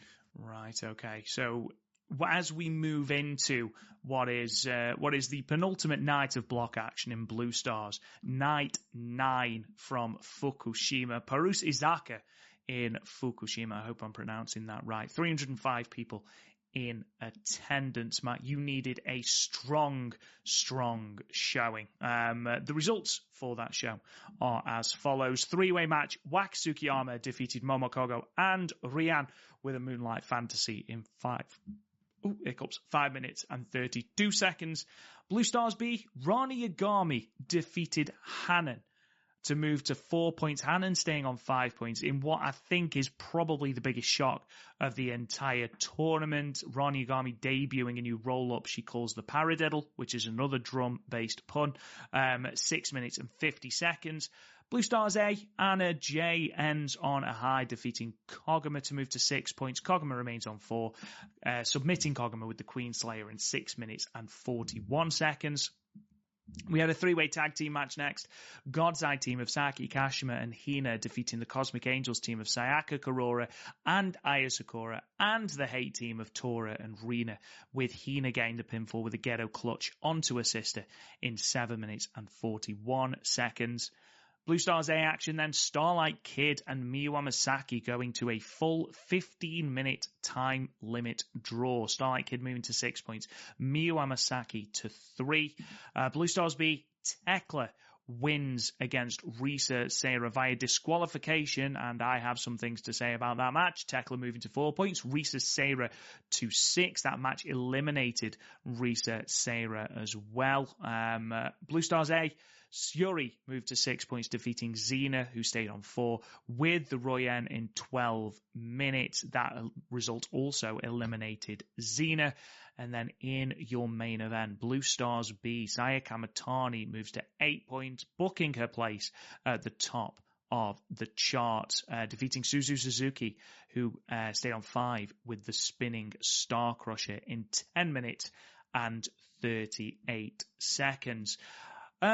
Yes, Matt, when Rani Yagami was substituted in for the injured Amisori, who made an appearance during this show, which I thought was lovely, the fact that Rani Yagami was able to get the victory in front of Amisori, I thought that was really sweet.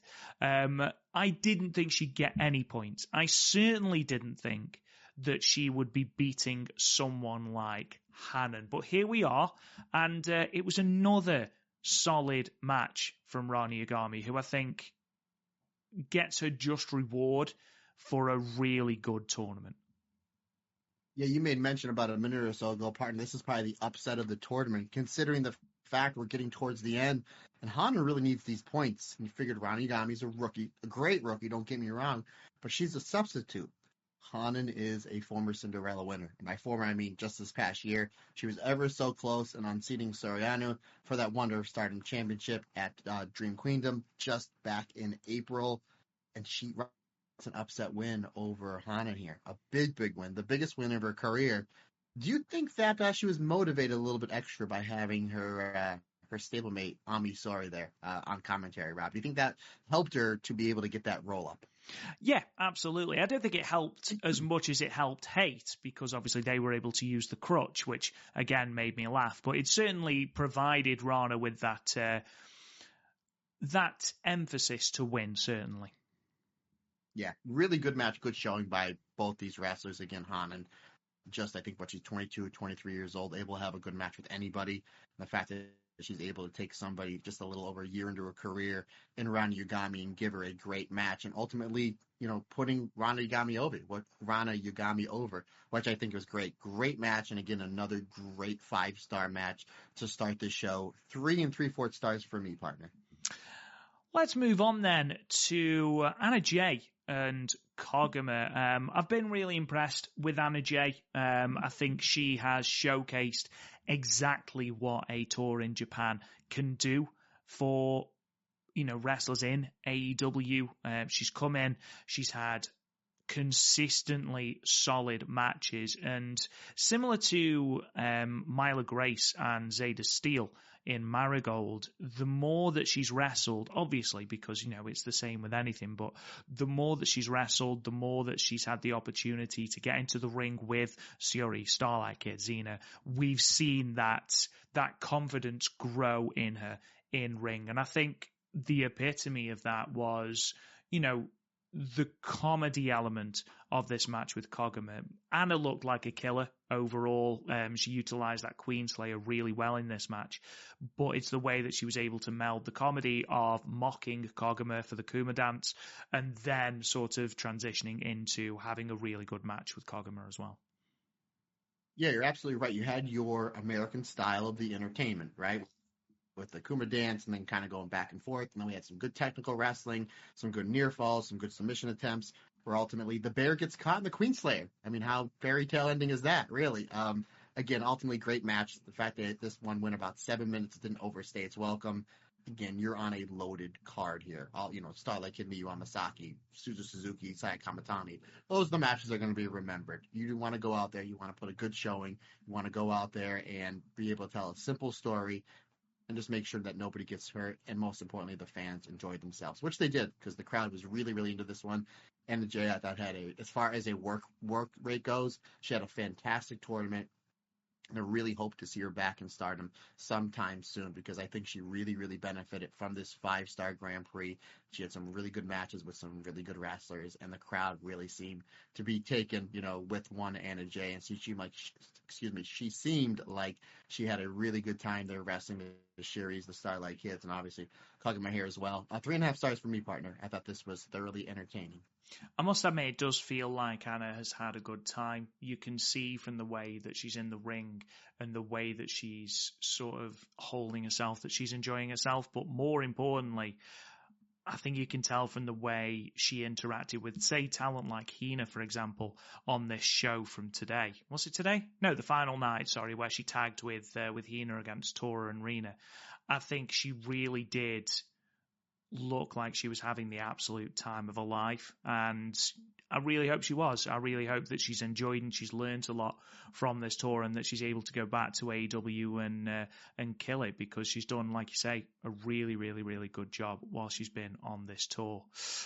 Starlight Kid and Miu Amasaki, Matt, going to a time limit draw. Now, I did like this story because it doesn't eliminate Starlight Kid, but the main reason I like this is because prior to the genesis of Neo Genesis, if I may use that pun. That was great. That was amazing. Thank you.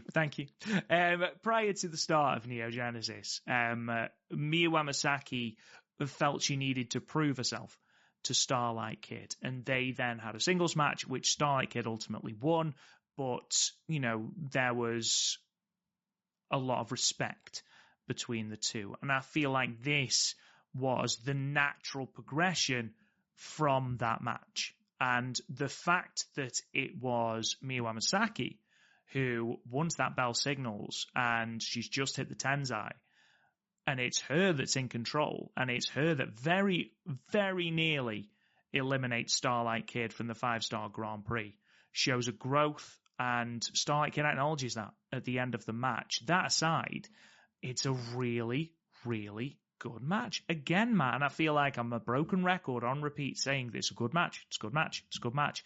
But this is another one, and Miu Amasaki is another person who, as the tournament's gone on, has repeatedly grown into matches, and this is the perfect example of that. Yeah, I think this was probably her best match of the tournament. We've seen her progressing a lot over the last year or so. And again, very much like Saida, we were really hoping she would get in this tournament so she can show what she can do as a singles wrestler in Stardom's biggest tournament of the year. And she, very much like Saida, very much like Yuna Mizumori, she did not miss, regardless of how many points she comes out of with this tournament. Nobody really expected a Miyu or a Yuna or a Saida, no offense, to go into the playoff, to the quarterfinals. But this was a great match. And again, the fact that, let's try something out. We never see Miu Amasaki go the old TLD, go the distance in a singles match. And she held up her own. And give credit to Starlight Kid, because Starlight Kid made sure Miu Amasaki looked as good as she can, and better. Miu Amasaki, again, phenomenal talent, a really great up-and-comer here in Stardom. And Starlight Kid really, really put the right pieces in the right places to make this match as good as it was. And ultimately, that just helps out Starlight Kid because her and Miu Amasaki are in the same faction together. We have a lot of new watchers to Stardom and Stardom World. And the fact that people are like, oh, these two are in the same faction together. I'm like, wow, they crushed it as opponents. What do they look like as a tag team, whether it's a tag team, 6-person, 8-person, regardless. Starlight Kid made sure Miu Amasaki looked as great as she could here.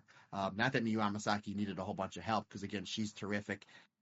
And yeah, you just made mention just about a minute ago, the fact that how this match ended with Miu Amasaki hitting the tensai. If she only had a few seconds, 2 or 3 more seconds, it's a possibility Miu would have moved up to 4, and that would have eliminated Starlight Kid, which we're getting into it. And again, spoilers, I'm sure you know what's going on in the tournament. If you're listening, Starlight Kid advances to the playoffs. So had this match gone on 2 or 3 seconds longer, it wouldn't have happened. And Miu Amasaki would have been the ultimate spoiler here. But not only was this match great, the crowd was really into it. They really bid on what I call the leg capture O'Connor roll into the Backland Bridge, which I know Rob always gets the name right, even though it sounds like word vomit. But regardless, they really, really bid on that falsie. Some great stuff back and forth. Starlight Kid is doing a great job targeting her opponent's legs in this match, especially with the 180 splash off the top rope to the knee that ultimately sets up the stretch muffler that she tries to transition into the Black Tiger leg crusher submission. I love how she does the standing moonsault onto the knee. I think that's great stuff. I like how she uses from time to time the Texas Cloverleaf. I wish she used that a little bit more because she's awesome at it. Not only how she does it, but where she places it in the matches. But ultimately, we do get a lot of Miu Amasaki on the back cell, selling her knee for her to fire up at the end to hit the big cradle DDT. New move we've seen from Miu Amasaki. She has so many different variations of this DDT, and now she's using the cradle DDT. Sets up for the tenzai. Ultimately, though, bell rings, is not able to get the win. Time limit draw keeps Starlight Kid alive in this tournament. 4.25 stars for me. I think you made a good point there about the Amana Hashidate is how I pronounce it. I have no idea. I have no idea if that's right, but I feel like I'm taking a leaf out of the Matt Turner playbook where I'm just going to say it with enough confidence, and hopefully that just sticks. But yeah, I feel like that, the Andromeda that we see from Tam, the Shooting Star, the Izumi Sushi, the roll-ups have been utilised really, really well in this tournament to the point where every single time someone locks one in, you are almost programmed to think, well, that's the finish. That's the finish.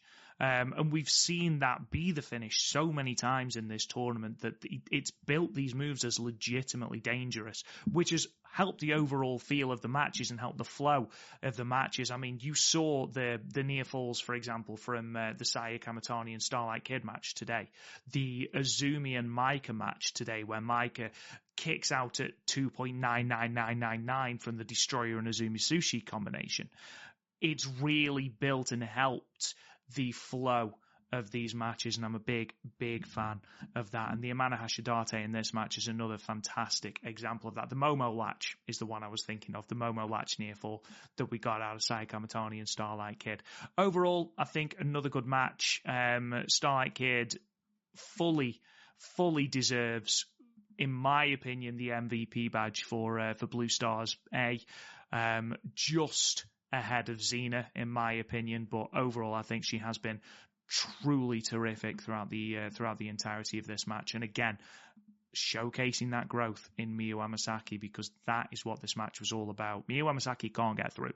So here, we just need to see how much progress has she made. And actually, I think the development has been really, really, really clear since the start of Neo Genesis. Moving on, right, Thekla versus Risa Sera. I want to preface this by saying the match, bell to bell, is everything that I wanted from this match. I was not expecting this to be a 5-star classic. I was expecting this to be a violent brawl. And you are watching Thekla lob chairs at Risa Sera and Risa Sera batting them away with another chair. You know, that sort of indicates what sort of match we are getting between the two. The issue that I have is that this match ends in a disqualification. Now, spoiler, I don't know why I'm saying spoilers, because you wouldn't be listening to this review if you hadn't seen it, but my issue with this is that Risa Sera, gets disqualified for using the chair on Thekla and kicking the referee. At the start of this match, the very start of this match, Thekla puts the robe of Risa Sera up over her head. The bell then rings. And I watched this about 3 times because I had to make sure that this was the order it went in. The bell rung, and then there's a good 2 or 3 seconds. And Thekla grabs one of Risa Sera's belts, clobbers her across the head with it, in full view of the referee, and nothing is done. She isn't even admonished by the official. Now, okay, that's fine. The bell has rung, buddy. So you're telling me, and I only watched this once because I know you texted me a couple days ago saying there were certain things you didn't like about it. I'm like, I can't wait to talk about it. Mm-hmm. But you're telling me the bell, I didn't think the bell already rang. I mean, obviously you watched it more times than I did. So the bell rang, so the match is official, and then we got cheating in front of the referee. Is that what you're telling me? I am telling you that 100% there was the bell, a beat, and then Thekla hitting Risa Sera with the bell. Now, I know what should have happened. The ref saw it. It was in front of the referee, is what you're telling me to do. Full on in front of the referee. Yeah, the ref is staring straight at him. Because there's 84 members of, hey, again, you're there, distract the referee. I'm sorry, continue. I just needed to make sure I got that out of the way. Okay. No, it's absolutely fine. So I know what should have happened. Basically, the timing is a little bit off. So Thekla should have hit her with the bell before the bell. I understand that. I'm not picking bones with that. That's fine. My issue then is that Risa Sera is then disqualified for pretty much the same thing later in the match, which, in my opinion, completely just nullifies this match. I think that considering everything else we'd seen throughout the match, and, yes, the referee definitely sees Thekla choking Risa Sera out with a garrote at one point. The chair bowling, the chair attacks. But you're telling me that the step too far is Risa Sera hitting Thekla with a chair and then kicking the referee. It all felt a little bit not flat, because I enjoyed the bit in between up until the disqualification, which was sort of a head scratcher, but it made the finish feel a bit wet, I think is the best way of describing it, Matt. Yeah, it kind of took it away then, because it's like, well, you're not, again, very much in a sporting event. If you're watching the NFL or college football and you see the referees kind of letting it play out a little, like, well, if you're going to do it on one team, you have to do it on the other. Or a basketball game, like, no problem. If you're going to do it on one team, you have to do it on the other. So they kind of let Thekla bend the rules a little bit. Not only let Thekla bend the rules a little bit, she throws a table at the president of the company and then Risa Sera gets disqualified. So yeah, I now I see your point. Again, I had this on, watched it, did my notes, and then went to the next match, which was Shuri and Zena, which we'll get into, which was everything we thought it was going to be, and then some. So the only really kind of thought that I had was like I love Thekla as a heel. I think as far as what a heel, old school 70s, 80s heel is, Tekla's the best in this company because she's getting the boos at the proper time. She's doing the violence at the proper time. She's slowing things down at the proper time. Part of me, she's letting her opponent fire up and then get cut off at the proper time. She has a problem with authority. Again, she's probably the only wrestler that we know in the history of Stardom that has kayfabe been suspended off shows because of what she is doing, which is really cool. Again, you're completely putting, Thekla is in this group of hate. You have Tora as the champion, Momo and Saya are your phenomenal workers, and Rina's been doing a terrific job as the future of Stardom champion, just for the future in Stardom in general. So Tekla's doing a great job standing out on what she's doing in the ring and her character to get legit heat. And that's the good heat. She gets the boos that people want to hear. People want to see the wrestlers, that are cheating and doing that basically have the good guy get the advantage back. We saw it with Suzuki when we talked about it last week, and Risa, Sera, and Suzu, they're kind of cut from the same cloth, where Thekla takes a little bit further than she did with Suzu from the show we reviewed last week and flips the table at Mr. Okada, and then Risa gets in and does what she needs to do, but then it's Risa that gets disqualified. So yeah, that is kind of odd. I'm hoping this isn't the end between Risa and Thekla, because I think that if they were to go, and I mentioned this on social media, if they were to run this one back in some sort of no DQ style stipulation, which Stardom rarely does. Rarely do their matches have certain stipulations other than elimination over the top rope. Rarely do they have like a hardcore style match or like a last man standing match or a falls count anywhere match. I would love to see Risa and Thekla run this back and maybe a series of hardcore style matches, because it's there. We saw it. They're launching chairs at each other, and these are the ones that don't fold up. I don't think these were the ones that don't fold up. So it's like there's no protection there. So clearly that you have something here with Risa, Sera, and Thekla. What are they going to be doing with Thekla after the 5-star Grand Prix? She obviously did not qualify for the playoffs. She didn't beat any champions in the tournament. Let's do something with her because she's such a great, entertaining, badass, hard-hitting heel. Let's bring Risa, Sera back and let's get some series of matches between these two. I mean, how cool would it be to see Risa, Sera team up with her old pal and Suzuki to take on some of these members of Hate? Because clearly there is it's basically everybody against Hate. Hate is the big group they're the number one heel stable, the only true heel stable in Stardom. So how cool would it be to see maybe Tora and Thekla going up against Risa, Sera, and Suzuki in like a tornado style match? That's something that you can do. Ultimately, I had the match at 3.5 stars. You made a lot of really good points, partner. I'm really glad that you understand the rules of pro wrestling and you shouldn't be cheating in front of the referee. But they have something here. They really have something here with Risa, Sera, and Thekla, and I hope they don't throw it away. I hope it's something that they follow through on. I think if this leads somewhere, then yeah, absolutely. And again, I don't mind the crux of this match. I don't mind the bare bones of this match. I don't mind the violence. I don't mind the lax rules. What I mind is that it's not consistent throughout the match. And that's where it sort of takes me out of it, because I'm supposed to suspend my disbelief at one thing but not at another. And that's where, again, it's all because of a mistime thing. And I understand that. But, it's something that needs focusing on. It's something that, especially if you've got a heel group that is going to be focused a lot around this sort of thing. Shuri and Zena, mate, you've already mentioned this, Matt, as being everything you wanted and more. I mean, both women needed the victory here for their chance of progressing out of the blocks, and it felt like a very important match, didn't it? Yeah, it sure did. And again, considering the fact that Zena's got more than one way to beat you. We've seen her do that leg capture roll-up. We've seen her that, obviously, she uses that, the double knees, the gut buster, the thunderstruck.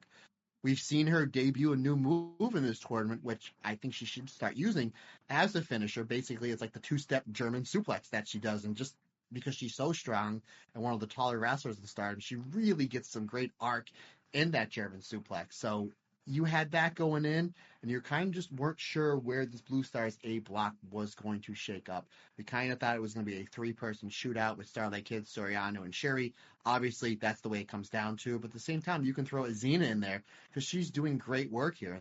This match starts off one of the best ways I know for a great match to start off with a big lockout partner. That's my first note.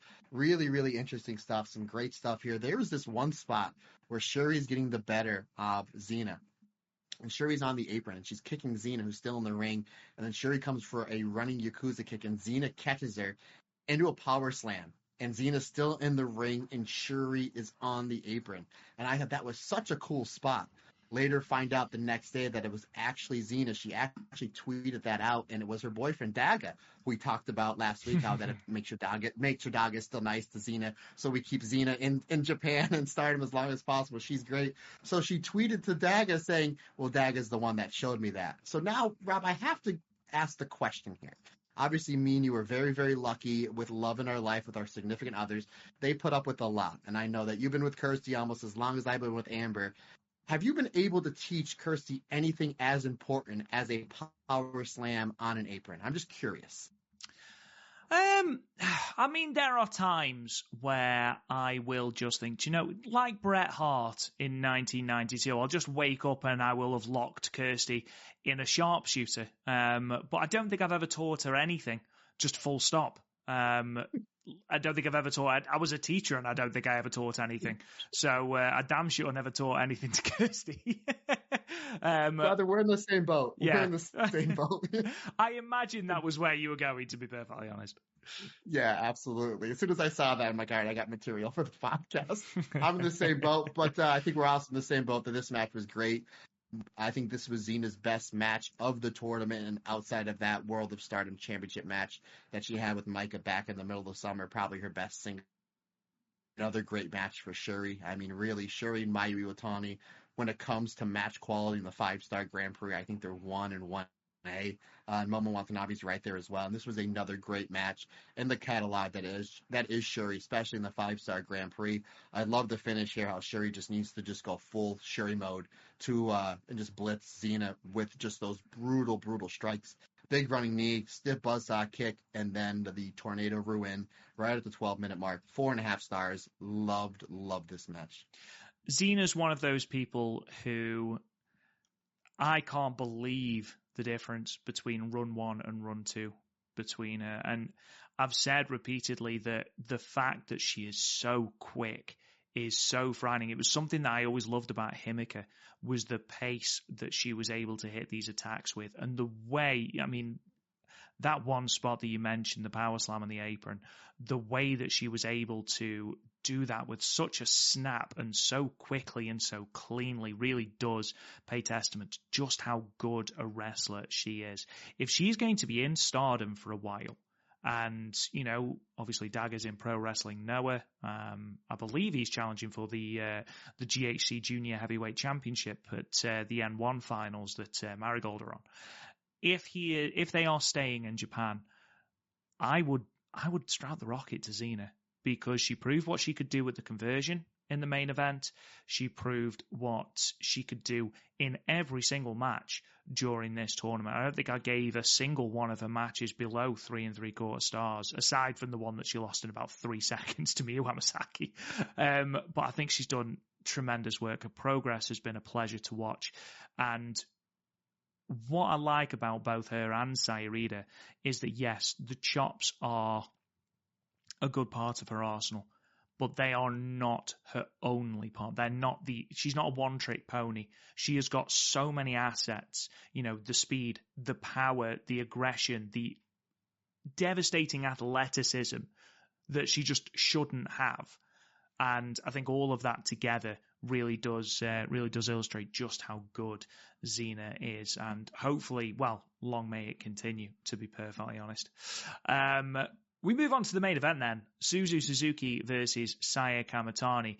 Matt, I imagine I'm going to hear you use the phrase, "I'm not booing Saya Kamatani," many, many, many times throughout this podcast. I will say that Saya Kamatani, throughout this tournament, we said from the outset that the packaging was really good. The new costume is incredible. The high collar, she feels imperious. It was just, there was a couple of things, the moveset is still a very babyface centric moveset, and just little things like that. And it did feel a little awkward at the start of the tournament. Her match with Risa Sera on the opening night was a bit of a miss. Let's be honest. As the tournament has progressed, Saya Kamatani has grown so well into this role, into this I am better than you and I know it heel, that you can't help appreciate just how good a job she's doing.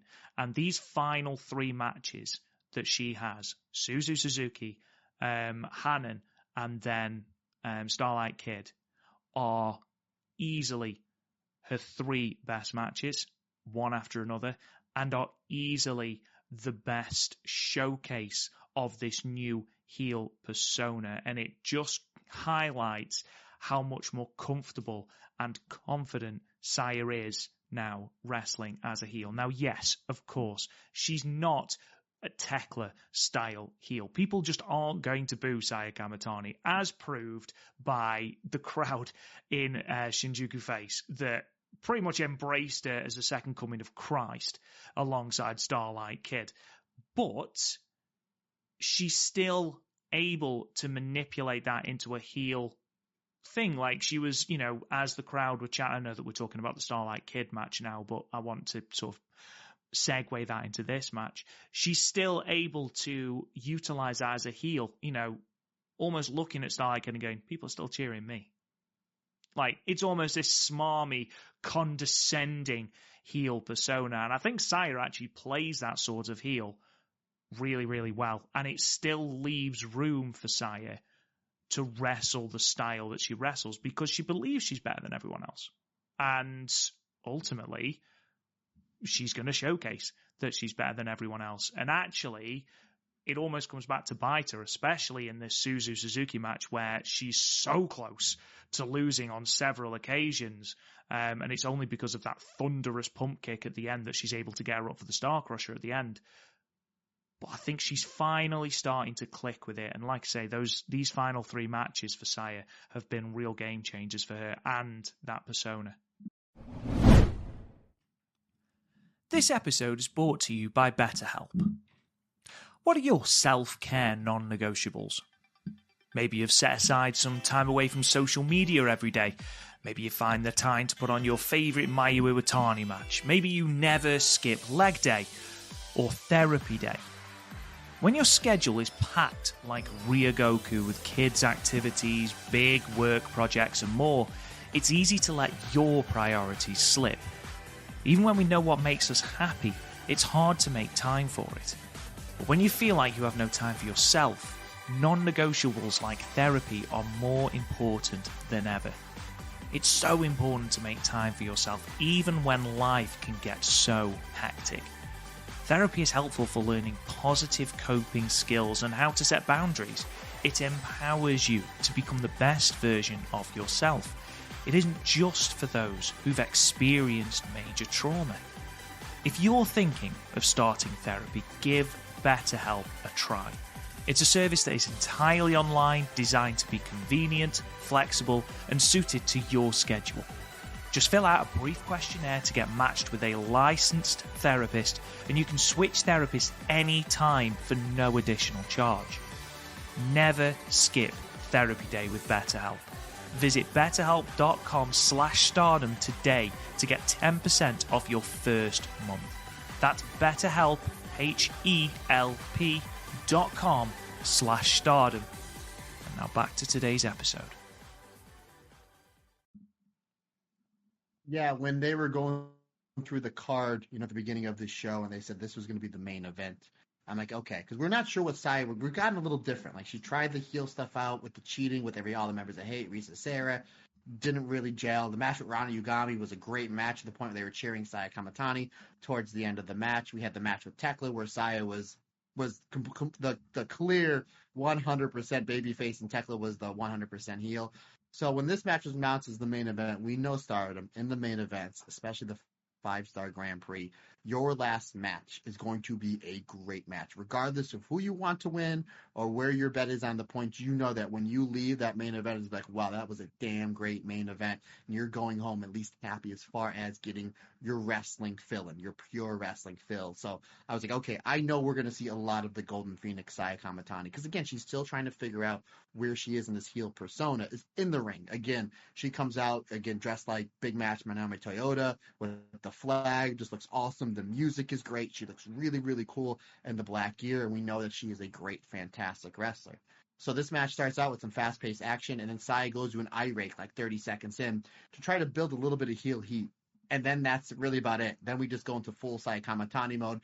Springboard plancha to the floor. Her and Suzu back and forth with the stiff shots, dropping each other on their head. Great psychology, which is it's really a nice 50-50 back and forth match. We're up until like 6 or 7 minutes into this match. Neither of these two wrestlers can kind of get the better of each other. Saya with a beautiful missile drop kick for a 2 count. She goes for that Northern Light suplex locomotion train that she does, but on the third attempt, Suzu swings all the way through, and Saya just takes it right on the top of her head, just making look Suzu even more violent than she already is. Suzu then hits that kick trio she does. However, Kamatani kicks out at 1, which plays into the finish, which I'll get into. Suzu hits the tequila shot for a 2 count, follows that up with the locomotion German suplex. That only gets her a 2.9 count. She goes for another German suplex, but Saya is able to slip out, spikes Suzuki with a reverse hurricanrana, and then Suzu kicks out at 1. So I like how Saya, when she does that kick trio where she's like the spin kick, then the bicycle kick, and then she does like that kick where like the opponent is almost looking at the mat, almost in a push-up position, and then she does like a 360 kick to the back of her neck. I really enjoy that, especially on the match with Starlight Kid from today, which we'll get into. But Suzu kicks out at 1, and then only for Suzu to kick out of a reverse run at 1 count. I thought that was great. Saya Kamatani hits a Star Crusher. That scores her a 2 count. She follows up with a beautiful stiff bicycle kick, pump kick into the 360 Tornado Star Crusher, putting Suzu Suzuki away. I'm excited here, folks. 4 3/4 stars for me. This was great. As great as Suzu's tournament was, this was Suzu's best match. And up until today with Starlight Kid, this is Kamatani's best match in the tournament. And I think I texted you as soon as this match was over. I said, buddy, when you get a chance, watch this match. And please inform me, as the smartest member of the Stardom cast, how am I supposed to be booing Saya Kamatani after this performance? Because not only was I not booing her, not only were the massive fans of Stardom that follow Stardom all over the world, they're not booing her. Nobody in the building was really booing her. And they were cheering for Suzu as well. This was a very, super aggressive Saya Kamatani reverse Suzu Suzuki style match. Again, I thought this was great, a great way to end what was ultimately a fantastic show, thus putting Saya Kamatani into the playoffs. And I made mention of this when I went on my rant about a month or so ago, which again, folks, I was wrong. Happy to admit when I'm wrong. When I'm wrong, I will admit it, which I'm completely wrong. But I know, I mentioned how a friend of the show and just a phenomenal human being, Karen Peterson, kind of talked me off the bridge on the Saya Kamatani thing. And the one thing Karen didn't want to see with Saya anymore is the crying Saya, where I'm like, I kind of like the crying Saya because it basically shows the human aspect of her. Clearly, we've gotten away from that. And I was thinking about this today, especially in that match where both, again, Saya and Starlight Kid were they could have ran for, mayor or president of that building and would have won. Saya was always in the group. Saya was the more emotional one. She was always in the group with Utami. Utami's the really cool baby face, right? That works an aggressive style. Utami's not there anymore. Queen's Quest isn't there anymore. Correct me if I'm wrong, partner. This is if you see where I'm going here, I think there's a lot of, in this new version of Saya Kamatani, there's a lot of cool Utami Hayashishita insert into this new character. And, more confidence. Not that she wasn't confident before, but, more confidence, more cocky, and just, cool. You could see some Utami Hayashishita levels of coolness in this new version of Saya Kamatani, which that's the way that I'm seeing it. And it just makes it for a cooler character that is Saya Kamatani. There's a certain stoicism to it. I think that was what made Utami so imperious, was that stoicism and that lack of emotion, almost that cool and calm and collected. And then when the emotion came out, that's what made sort of those connections. You know, we saw that emotion come out in the feud with Shuri, for example. I think the difference is with Saya Kamatani is, yes, the emotion isn't as overt as it was when she was a babyface. She's not crying over, you know, the smallest of things. But she's still very forthcoming with the, for lack of a better phrase, smarminess. And I think the way that she is articulating that smarminess, yeah, she's toned it back somewhat, but I think it's still different to the stoicism of an Utami, who was very reserved in showing any sort of emotion, not in a bad way, but, you know, you didn't really know what was affecting her until, like, she blew her top, and then that was, you know, the chips were down then. And I think that's what made her, you know, a once-in-a-lifetime talent in terms of stardom, because there are so few people that can pull off calm, collected stoicism as well as Utami can. Whether that's what Sai is going for, I don't know, but I don't think it's quite what I see in it. But I can certainly see where you're coming from, my friend. Now, obviously, we're talking about strength, we're talking about power, we're talking about the way that Saya Kamatani is able to navigate her block. But the biggest question mark coming out of this Blue Stars night is not about Saya Kamatani. It's about someone even more important, and that person is your wife. Has your wife capitalized, Matt Turner, on her lead, and is she further ahead than you, the man who watches Stardom literally all the time? Rob Goodwin, you're going to see a little bit of a theme here. Until we get to the final night, again, you know, we're for the listener retention. Once again, me and my wife tied for this day. Amber with 3, Matt Turner with 3. So going into what I am calling the final game of the season, it is Amber with 41. Yours truly, Matt Turner, your Uncle MT, with 40. So as we go into the final game of the regular season, my wife is up by 1 point. Wow. So it really is all to play for. And now what we're going to do is we're going to talk about a show that is so big that for some reason Stardom decided then to add a tag match in the middle of it. I'm not joking. There are 13 matches on this Yamagata card that we're going to be talking about. Yamagata Big Wing in Yamagata, the 25th of August, 479 people in attendance. It was the final night of block action. 13 matches, Matt Turner. 12 5-star Grand Prix matches. And we still needed a tag match? Did we? Really? And a contract signing to begin with. A contract signing, and we had a time limit draw. It was a great show.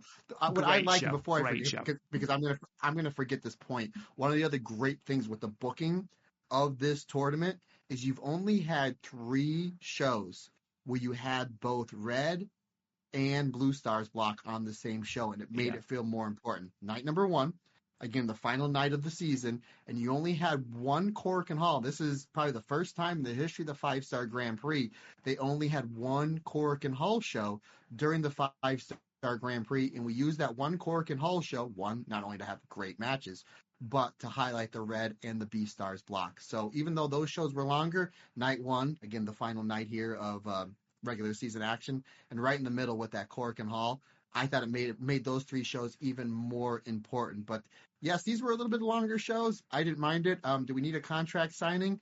Maybe, maybe not. We could have done that at a press conference, because what happened in this contract signing in the middle of the ring, Tam gets hit in the head with a chair and then DVD'd.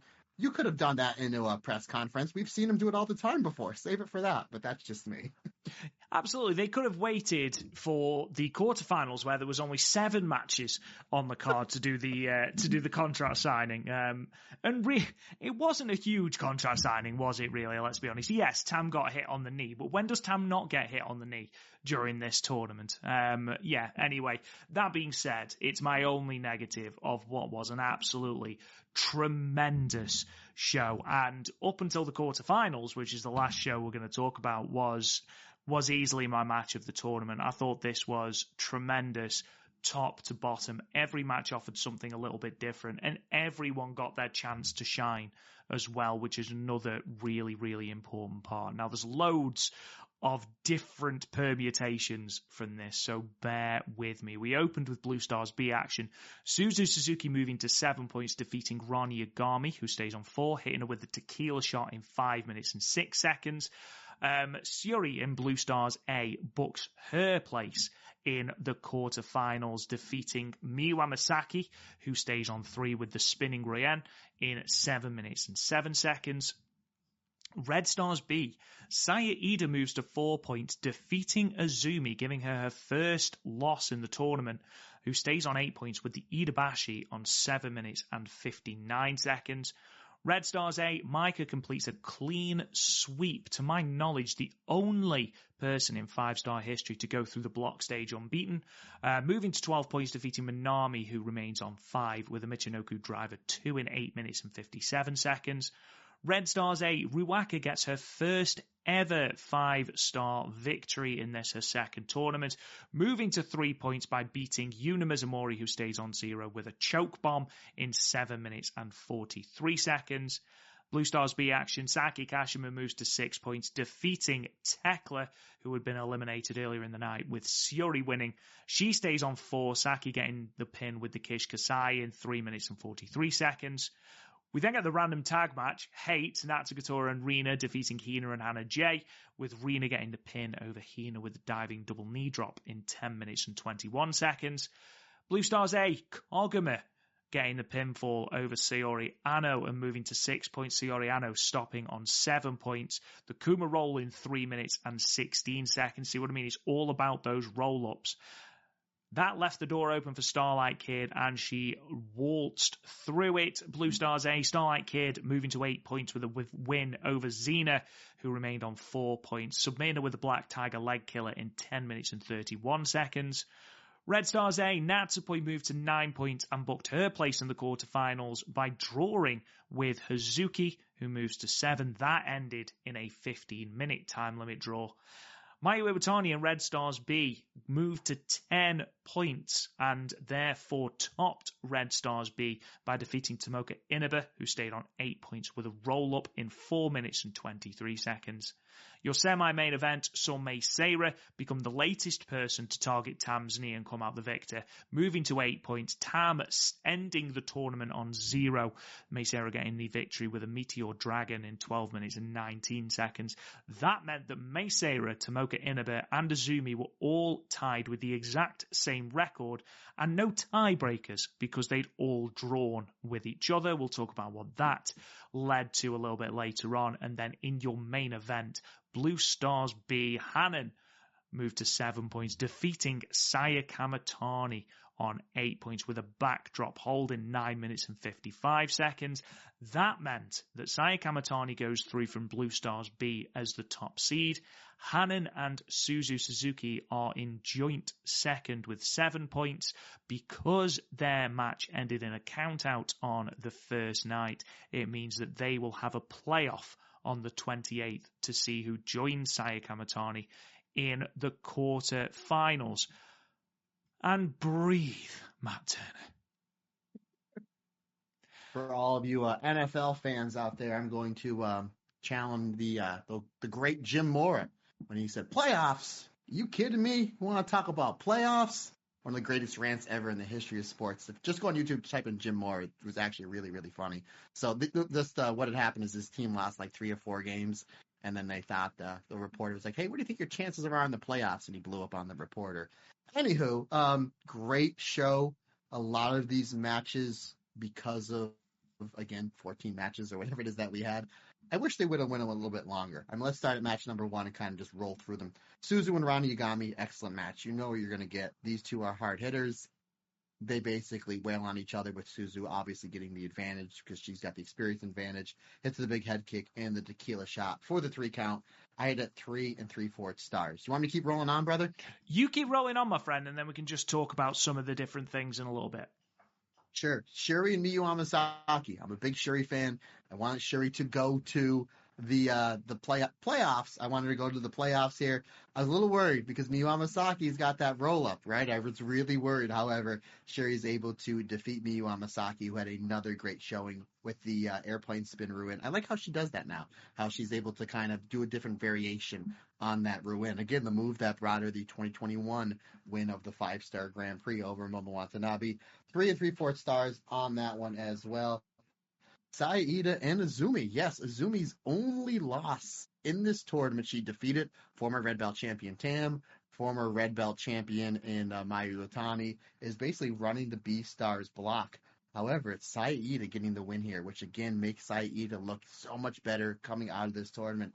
This was a great, great match where you have speed and power, and the fact that Saida is able to go almost speed for speed, hold for hold, what, in my opinion, is the greatest high-speed champion of all time in Azumi, and is able to catch her in the Itabashi. Again, these tournament matches are so great because these Stardom wrestlers, pretty much everyone, has a roll-up hold that they can get you with. They do a great job building up these roll-ups. So I thought this was a really, really good match. And Azumi's striking, too. She's able to go strike for strike, not only with Saida, but with Maika, as we'll talk about in the quarterfinal match here coming up shortly. But I thought that was a great, great match.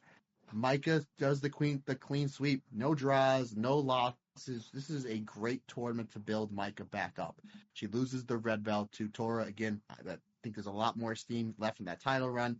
But regardless, defeats Natsupoi, Hazuki, Manami, Konami, Yuna. All great matches. Her match with Manami here was terrific. 3 3/4 stars. Really, really cool to see what they're doing with Maika. Even if she doesn't win this tournament, even if she doesn't make it to the final, she's the only wrestler to be able to do what she's doing. They've done a great job building Maika back up. Regardless of how much further she can go in the tournament, again, spoilers, she's at least making it to the semifinals. It's been a great, great tournament for Maika, not only from a win perspective, but from a match perspective. She's had great matches with everybody, especially highlighting the match that we just talked about with Hazuki. And it's not done yet, folks, because this is literally probably the match I wanted to see all year coming up on Saturday with her and Mayu. But excellent stuff. Even, again, Ruaka and Yuna Mizumori.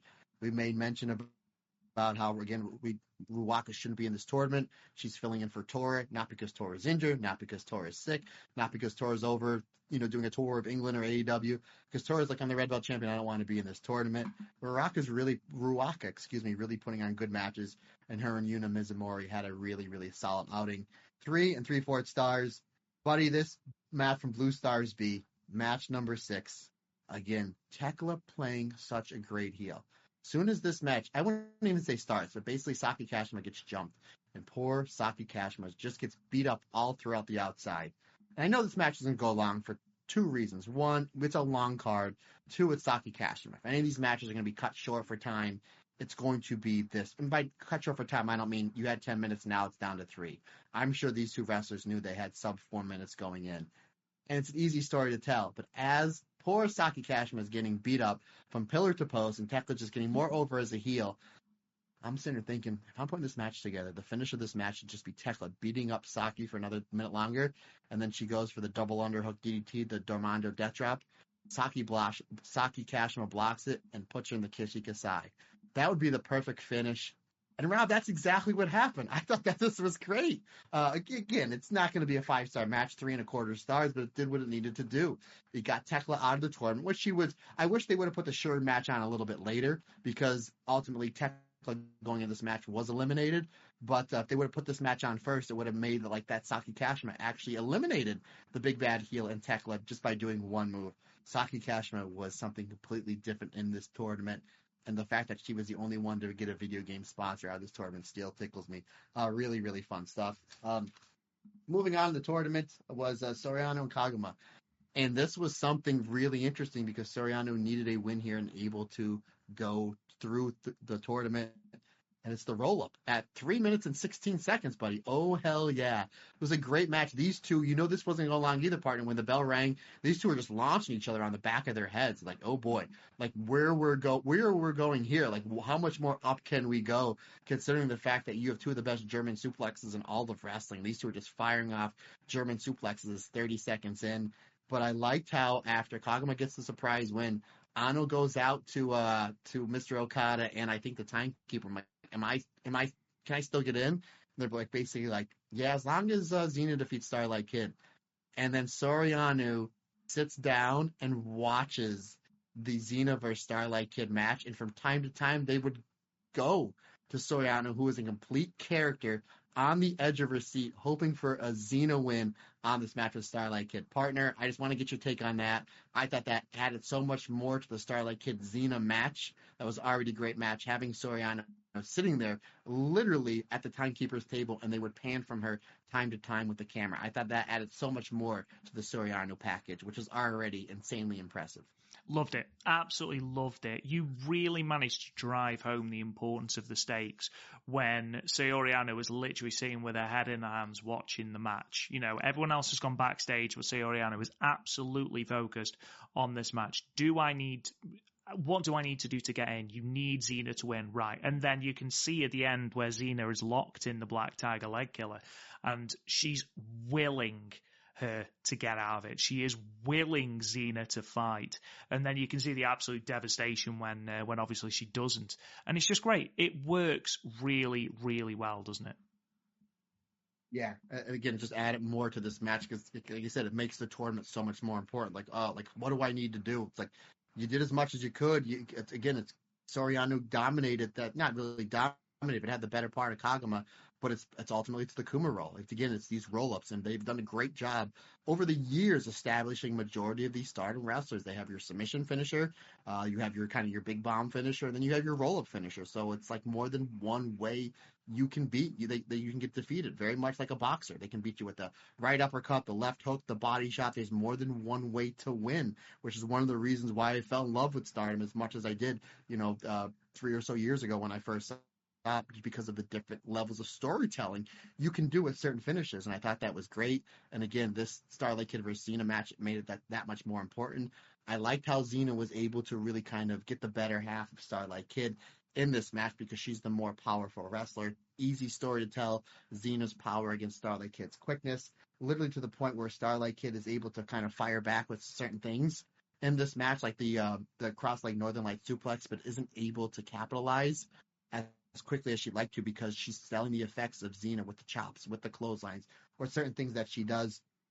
And again, Xena hits, I don't know the name for it, I'm just going to call it the two-step German suplex onto Starlight Kid. And again, considering the fact that Starlight Kid is one of your lighter wrestlers in the roster and Xena is one of your stronger wrestlers, I thought that poor Xena was going to lose Starlight Kid up into the lights. Really, really caught her great with that German suplex, but in a safe way. She landed, right where she needed to put her. Xena is a phenomenal wrestler and has great body control on her opponents on certain things that she does.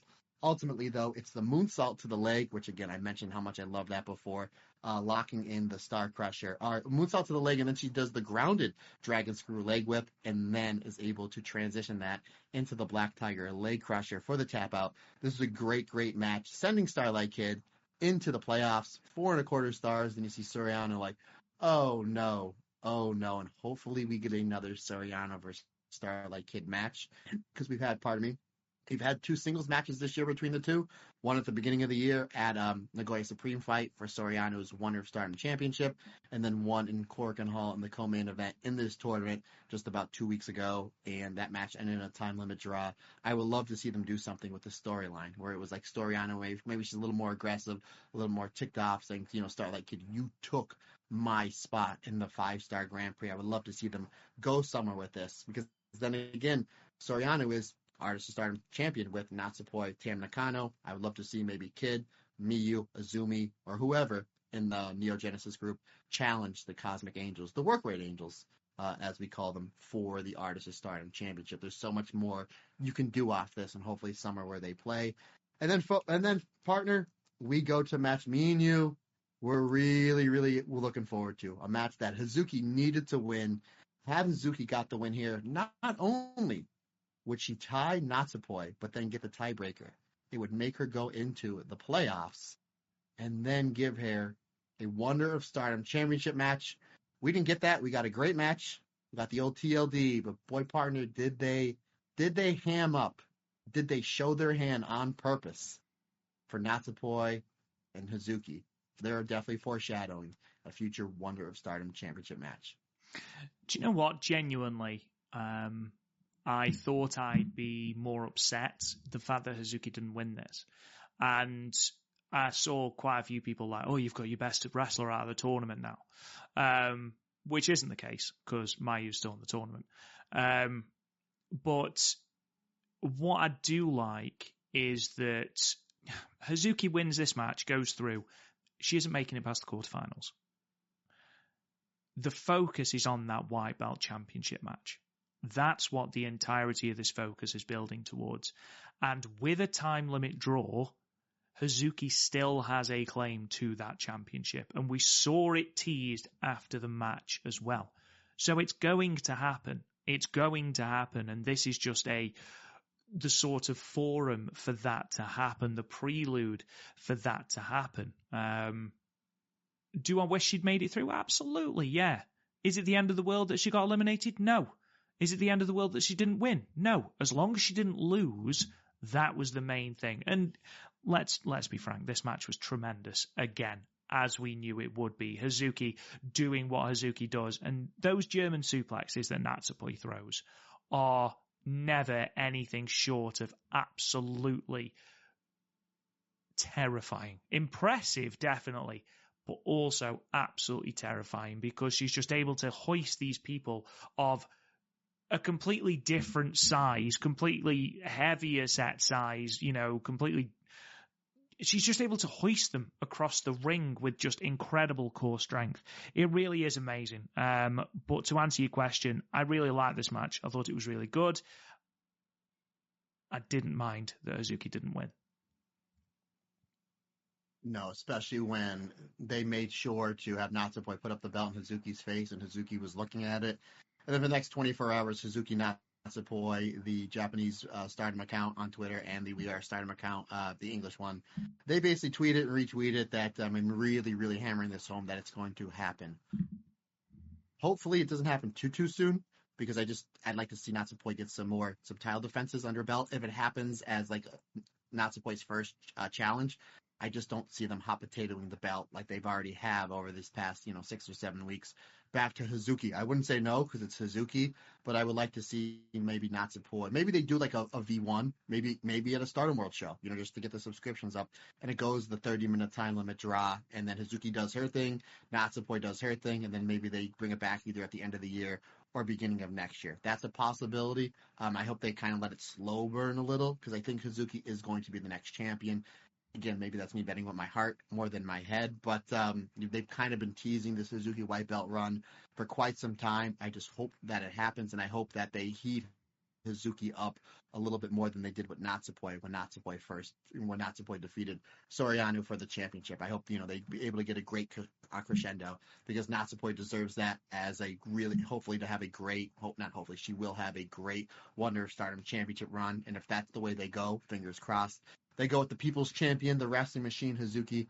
I think that would be absolutely fantastic. This match was great. I did like their match from the 5-star 2 years ago better, and I think they have a better match in them, which again, you kind of just tease a little bit of what they can do because ultimately you're going to get a big match with a 30-minute time limit instead of 15 minutes and what is ultimately going to be a better match between the two. So they didn't give away the farm. They gave you just enough to saying, I really want to see that match happen again. As soon as the bell rang, that's pretty much what everybody was saying. And then about 2 minutes later, they're like, oh yeah, we're going to run this back for the Wonder of Stardom Championship. So ultimately what you did is you hyped up a rematch coming down the line with the second biggest prize in Stardom on the line with Natsupoi, who's been chasing that belt for quite some time, against Hazuki, who's been chasing that belt a little bit longer, and now that Natsupoi has it. So you have these two wrestlers that have really been chasing this belt off and on for the last 4 or 5 years. Natsupoi has it. Hazuki wants it. We want that match. We tease it here. Great match. I thought the match started out really hot, slowed down a little bit in the middle, but as we're ramping up to that time limit with the announcer basically during the announcers and stuff, the announcer and start, I don't know the gentleman's name, and I really should. I really, really should, and I apologize. But he does a great job when they're counting down the time limit. Like, I don't know what he's saying because it's in Japanese, but you can tell there's emphasis on it's coming down. It's coming down. It's like, I don't know if that's 1 minute, I don't know if that's 30 seconds, but it's coming. And you just see Hazuki, because Suzuki's getting battered in this match, but ultimately she fights through. She hits that second rope diving code breaker, and then she's trying to get up, and she's trying to muster enough strength to hit the brain buster. She hits the brain buster, ultimately the time expires. Again, very much like Miu and Starlight Kid that we talked about. Had this match gone 2 or 3 seconds longer, Starlight Kid would have been bounced out of the tournament. And had this match gone 2 or 3 seconds longer, Natsupoi would have been bounced out of this tournament, and it would have been Hazuki going to the quarterfinals. Ultimately, that didn't happen. As much as I would have loved to see Hazuki go as far as she can in this tournament, your new white belt champion is represented in the playoffs. She's going to the playoffs, so I think that's a good way to get Natsupoi's run, even though it's technically not a run, but basically get her and the Wonder of Stardom Championship more light shine onto it. Great match. Again, I had no problem with the time limit draw.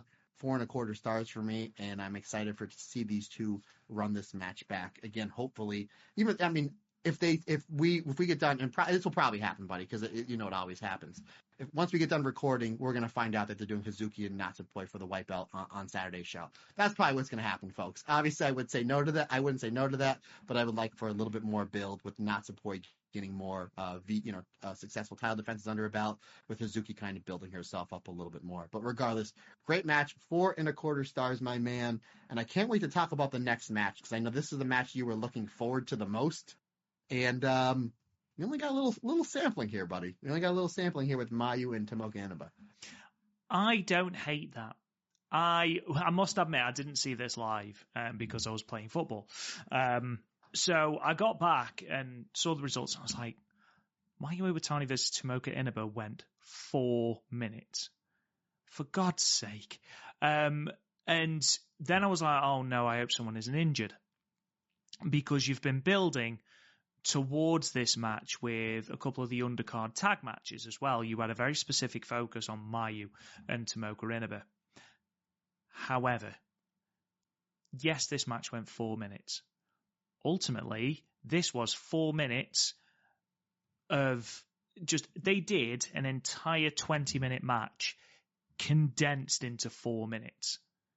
And let's face it, this is a prelude. We are 100% getting this match again.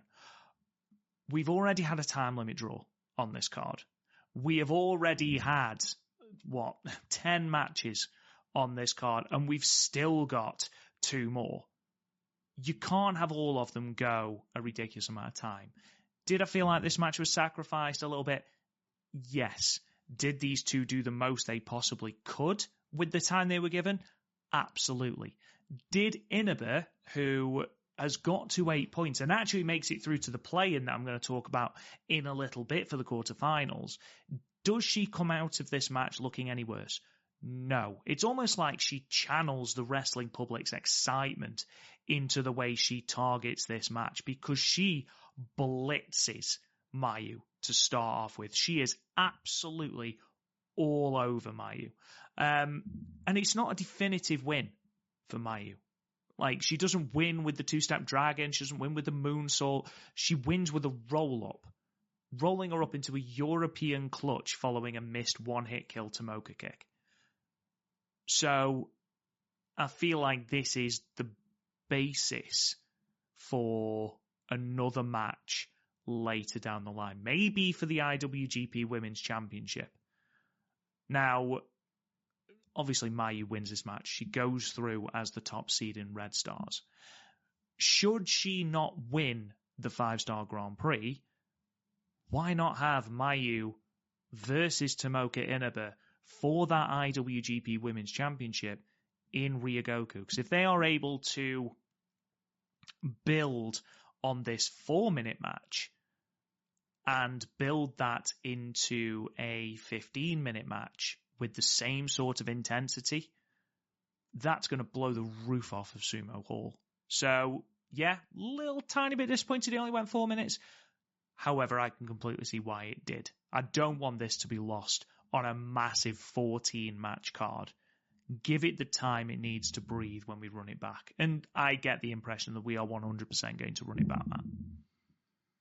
Yeah, I mean, you made a lot of really good points. This match was good I gave it 4 stars. I know this was something that when the tournament started, if you would have told me this is a 4-star match, I'm like, really? Only 4 stars between these two? Considering the fact of how great Tomoka's tournament's been, how great Mayu's tournament is. Again, considering when they ran down the card at the beginning of the show, the match order, I'm like, oh my God, we're getting Hazuki and Natsupoi and Mayu and Tomoka back to back. And again, maybe my expectations were too high. that's because how great the wrestling is in Stardom.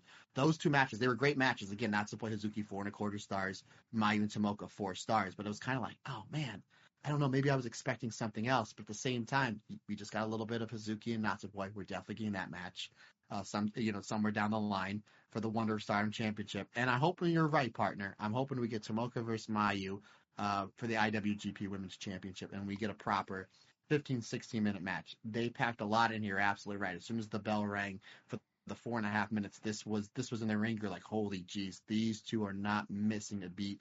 And the finish was great. It was almost like Tomoka's like, I'm trying to blitz Mayu here, the person that's been in more 5 stars than anybody, the person that's done everything in this company pretty much twice over. And let me see if I can try to put her away with my blitzing style of offense. Again, Tomoka Inaba is somebody that's got great striking. Her grappling game, I didn't see too much of it going into this tournament. Her grappling is just as good as her striking. Again, how she was able to maneuver Tam into that submission at the end was just catch wrestling at the highest level, which I absolutely love. And she's just blitzing Mayu here. And then she gets a little bit too ahead of herself, goes for the 1 kick, 1 kill Tomoka kick, and then Mayu, and we've never really seen this finish from Mayu that often. She does like almost 2 schoolboys into the European clutch or the Backlund Bridge or whatever it was, and almost catches Tomoka off of her game, which I thought was really cool because we don't see Mayu using those 2 back-to-back schoolboys or schoolgirls, whatever you want to call them, into that roll-up before. And the one thing I noticed when this match was over, as Mayu is leaving, her neck was all taped up. And I noticed when Tomoka, not only this match, but the match she had with Tam, it was like Tomoka's neck, her shoulder, and like her tricep was taped up. So they might have went into this match like, hey, we're kind of beat up going into this. We know that we have to wrestle in 3 days for the quarterfinals. Let's go in there. Let's do what we need to do and try to get out in less than 5 minutes without furthering any injuries. And knock on wood, Rob, we're just a few days away of the final night of the tournament, which we have 4 wrestlers left. We have not had any injuries. As great as these matches are, all these risks that these fantastic wrestlers in this tournament are taking, as hard-hitting as these matches are, we have not had any major injuries. I'm sure these wrestlers are banged up. There's no way you can't be delivering the quality of wrestling we've been so fortunate to get all month throughout this tournament. And the fact that a lot of these wrestlers are probably coming in a little bit banged up, but you can just see that they were taped up pretty well. I'm like, maybe that's what they were doing. They were erring on the side of caution. Hey, if we're going to have this match and if we're going to tone down the time, this is the show to do it because there's so many other matches. And, the crowd's not going to care one way or another. Let's go out there and give them the best 4-minute match that they'll ever see. And that's pretty much it. And I noticed that Mayu, when her match with Natsupoi, she didn't have any tape on the back of her neck. So whatever injuries she had kind of going in, hopefully they've kind of calmed down a little bit, considering the fact that Mayu's been taking these neck bumps for the better part of her entire career. This goes to show what a resilient, great wrestler that she is. Is there a better match between these two? Again, absolutely. But regardless, 4 minutes, don't blink, great stuff, great psychology. Tomoka Inaba, please sign her. And yes, Tomoka versus Mayu. Let's run this one back with maybe 15, 16 minutes. Again, 4 stars for me. Mayu going up to 10 points and being the number 1 seed. Going into the playoffs, I'll never say no to that, partner. No, absolutely not. And I know that you could argue that Ruaka and Yuna Mizumori didn't need nearly 8 minutes. I'd argue that the tag match in the middle of the card certainly didn't need 10 minutes.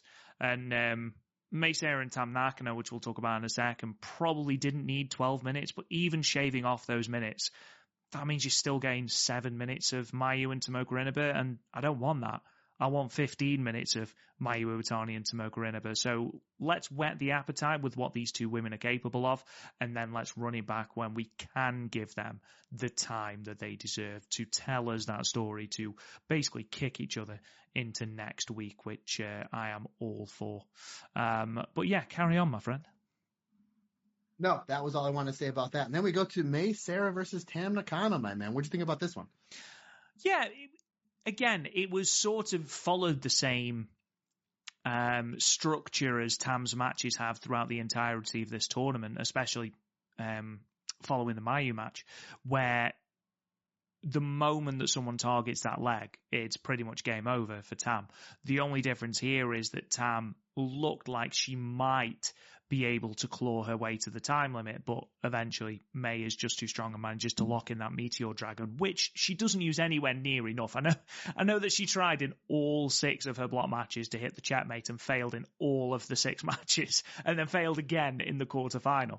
But again, I feel like Tam's matches are more precursor for her World of Stardom Championship match than they were anything to do with the 5-star, and I'm fine with that. The right person won. It was another great match. I think Tam's selling was really, really good. Sera, again, looked tremendous, but this was more about Tam's knee.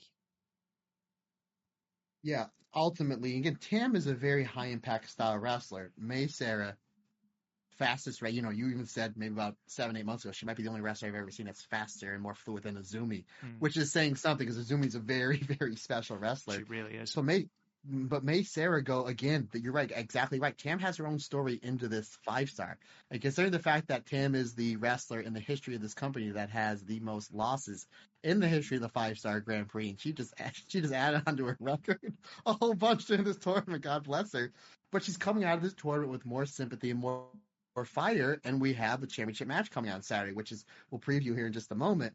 But the fact that Sera, the quickest wrestler in Stardom, takes out Tam's knee to make even May quicker to get the advantage on Tam. Tam does a great job able to slow May down with some of her strikes, the forearms, the kicks, the violent shooting. And I like how as these finishes are building up with every single one of these matches with Tam as a motorcycle went through. Little background noise for you there, folks. When she's hitting these big strikes, she can't follow up right away because she goes back to the selling in the knee. And I like that. It's like she'll hit a kick trio, like fire up, hit the kick trio, and she's like, I can't go to that tiger suplex just yet. I can't go to the violent screwdriver just yet because of everything that's going on with my knee. And we're getting different levels of Tam selling, which is adding more to, what Tam can do and the character that is Tam Nakano. There's one spot in this match I was really worried for Tam's knee, and that just goes to show you how great of a seller Tam is and how great of an athlete and performer and wrestler Sera is May's working over Tam's knee, and Tam's on the outside, and May puts Tam's leg up on the apron while Tam is standing on the outside, and May does a running double stomp onto Tam's knee. I'm like, oh my God, why would you do that? Like the margin of error is so close, especially how fast and how almost very violent May comes on Tam's knee. It's a good chance you could blow something out, pop a kneecap, and that was for like 3 or 4 seconds. I'm like, and I'm trying to look, it's like, is she just selling? Is that hurt? Like, we don't know because of just all the litany of injuries that we see, not just in Stardom, but in wrestling in general, because of just the style these wrestlers are wrestling. You never know when anybody's going to get injured. And sometimes injuries happen not only in wrestling, but in sports in general, on just something, somebody just doing something on the court or on the football field or the basketball field. I mean, heck, during the Super Bowl, Dre Greenlaw, the linebacker for the 49ers, was dominating the Kansas City Chiefs, and then he got up to go play, and he tore his ACL out in the Super Bowl as he's trying to run on the field. It's crazy. Again, you never know when it's going to happen, but great job selling from Tam. Great job from May making that look as devastating as it was, but still protecting Tam. Tam builds herself back up. We're getting the tiger suplexes. We're getting all the big bumps that she can do. Can't follow up as well as she wants to because of the damage onto the knee, which ultimately opens up the door for that basically Indian Deathlock modified Dragon Sleeper, the Meteor Dragon, which is again a great name. And then Tam doesn't tap out. She passes out. The ref calls for the bell. Great match. Great performance between these two. Sera is somebody, again, was not in this tournament last year because she just came back to Stardom. Kind of figured she'd be in this tournament because she's such a high-level wrestler on every aspect. She's having a great tournament. 4.5 stars for me. And partner, before I forget to mention this, if you remember when we were previewing, we had our, it seems like every episode's very long. We had our very long preview of our 5-star primer. You asked me, from this Red Stars B, who should go through? And I said, well, I think everybody should go through. And technically, 4 wrestlers of the 7 kind of made it through to the playoffs because this ultimately leads us into the, and I didn't count that. Again, we're going to go into what I did for my points total between me and my wife is exactly what we did for the for our contest, where it's like quarterfinal. Each quarterfinalist is 2 points, each semifinalist is 3 points, each finalist is 4 points, and overall winner is 5 points. Which you'll know why there is some extra joy in my voice today when we get into where the point standings are. Regardless, 4.5 stars for me. Great match between these two. Agreed. I thought they did a good job, but again, Tam's selling of the knee is perfect. But we'll talk a little bit in a moment about the preview tag we got in the quarterfinals, and I hope beyond hope that we're not doing a knee versus knee match, because I'm not sure how that'll go over. We'll see, and we'll talk a little bit about it in a moment. What about Hanan and Saya Kamatani? I mean, what a year Hanan's having! Like, winning the 2024 Cinderella, semi-main eventing All-Star Grand Queendom, and now into the quarterfinals of the 5-Star Grand Prix. And, if you're listening to this podcast, you'll hopefully have seen the quarterfinals, into the semi-finals of the 5-Star Grand Prix. I mean, we've spoken about Hanan a lot this year, and how, she is the heir apparent to Mayu Iwatani and the icon of Stardom throne that she has. And it does feel like we are starting to press the accelerator in terms of the push for Hanan, and I am all for it, because between this, her playoff match with Suzuki, and then her match with Shuri, you can just see how special a talent Hanan is. You really can. And the progress she's made in the last 2 years is just unparalleled, Matt. Yeah, I mean, again, if you're listening to this, you know what we're getting on Saturday, so I'm not going to spoil anything. But again, you have Saya Kamatani here in the main event, and I kind of figure this is another main event. We're going to get main event Saya, regardless if she's heel or babyface. But Hanan, you look at what she's done here in these last few shows. She defeated, in my opinion, the greatest Wonder of Stardom champion of all time. Mm-hmm. And then what she did on today's show, she defeated the winner of the 2023 5-Star Grand Prix, the winner of the 2021 5-Star Grand Prix, in Shuri. Shuri won the 2021 5-Star. And Shuri, other than EO's V14, in my opinion, Shuri's run in 2022 is the greatest World of Stardom championship run ever. So the fact that Hanan is getting all these big wins, the fact that she won the Cinderella tournament, not only winning the Cinderella tournament, she unseated Mirai, I think, in the quarterfinals in the middle of Korakuen Hall, considering the fact that Mirai was the reigning back-to-back champion. So not only did we crown her, we crowned her in the right way. And then she gets this big win over Saya Kamatani here. Again, former winner of the Cinderella tournament. I know me and you have Hanan and Saya Kamatani both 1 and 2 as the best Cinderella winners of all time. I think you have Hanan 1 and I have Kamatani 1, regardless, we're splitting hairs. But she defeats Kamatani here, heel Kamatani, and then obviously 2 big wins on the show today. This was a great, great match. And the fact that we're running this back in just, a week's, this was about a week before the 5-Star, what we're getting on the semifinals, the fact that we're getting Hanan versus Kamatani twice in like less than 10 days, I'm all for it, because this match was terrific. These two have great chemistry together. And I talk about the year in the Stardom year in 2022, one of the greatest single years in the history of wrestling for any company. And one of the reasons is you have Kamatani as the Wonder of Stardom champion. Again, in my opinion, the greatest run in the history of the championship. And Hanan as your Future of Stardom champion. In my opinion, I think she's the greatest Future of Stardom champion. Sometimes you think on those shows, what would a Hanan, after a year or two, what would a Hanan main event push look like against somebody like Saya Kamatani? Brother, we're getting it, and we got it, and we're getting it again, and we're going to continue to get it. Do you know what it looks like? It looks amazing. It looks fantastic. The people are invested. Hanan's terrific. This push is well earned. She's going to keep climbing up the ladder. I liked how after her loss to Soriano, you kind of were up and down with her. She would win some, lose some, and that's fine. She's kind of in that that holding state. We don't know what we're going to do until we get to the 5-Star. Regardless of what happens in the semifinals, Hanan is a constant main eventer now. We built her back up. I thought this match was terrific. Again, these two have great chemistry together. This is great back and forth action. You had some really cool big spots. Again, Kamatani with the kick trio that she does. She's being more aggressive with her strikes. Hanan on the back foot on the selling, able to hit that, the blockbuster hold, the Hanan special out of nowhere. Some really, really good near falls there with Hanan with the 17 roll up. Saya Kamatani hits the 1-Star Crusher for a 2 count, and then she tries for the Tornado Star Crusher, and then Hanan is able to slip out literally at the last second and just stack Saya Kamatani right on the back of her head, like very All Japan King's Road style, in less than 10 minutes. 4.5 stars for me, my friend. As great as this show was, and it was great, this was my favorite match of the show. This was terrific and a great outing for Hanan. And I think this is a genius idea to go and put this as the main event of, again, the end of your regular season. The last thing you see is Hanan getting her hand raised, and the fact that we had a great match here and that we're going to run it back on the final night, I think is genius booking. I thought this was terrific, and the fact that a lot of people on night one were a little upset that Suzu and Hanan went to a double countout, and my whole thing was like, let's let it breathe. Let's see where, obviously they're going somewhere with this because they had Hanan and Suzu had a fist fight afterwards. So clearly we're building to a bigger match. Literally, we know our bigger match would happen less than a month later in an all-important match in the quarterfinals. But excellent, excellent show, my man. Moving on then. So this left us with quite a few questions in regards to where everyone sits. So all of your block winners were decided. So Maika won Red Stars A with 12 points, clean sweep over everyone. Mayu Iwatani won Red Stars B, 10 points. Shuri won Blue Stars A, and Saya Kamatani won Blue Stars B, both with 8 points.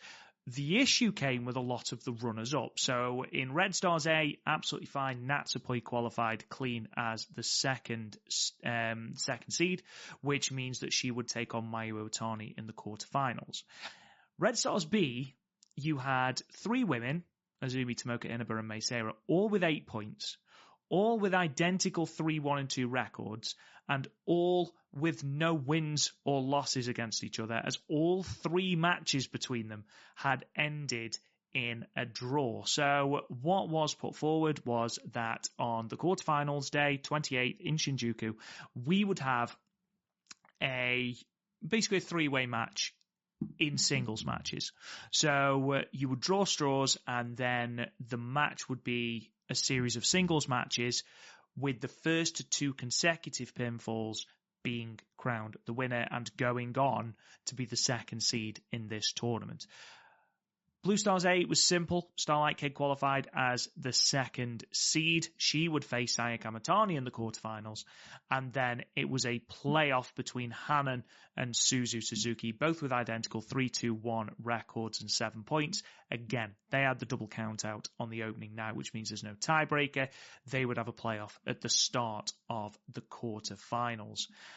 Speaking of the quarterfinals, Matt, let's delve straight into it. The results are as Not yet. Damn Segue it! me. Come on, buddy. Damn Now, hold on. I'm going to build you up, buddy. I'm going to build. Now, keep in mind, this show is the regular season final. And Amber's got 41. I have 40. And we have 84 matches on this show. So it can swing either way. Rob Goodwin, my brother, segue me into this. And let's tell the fine folks who won the regular season. Mr. Matt Turner, I would love to know, with the playoffs just around the corner, who out of Matt Turner FC and AFC Amber won the normal season? I can't remember what it's called. The normal season? The regular season. Regular season. Thank you very much. My American's a little bit shaky. We'll get you, buddy. Before we get into the playoffs, are you kidding me? Rob Goodwin for the 3rd consecutive show. Me and Amber both tied. Wow. Both 7 correct answers. So that puts Amber at 48, Matt Turner at 47. Amber wins the regular season. But folks, we're not done yet. Wow. Oh, the tension is killing me. It really is.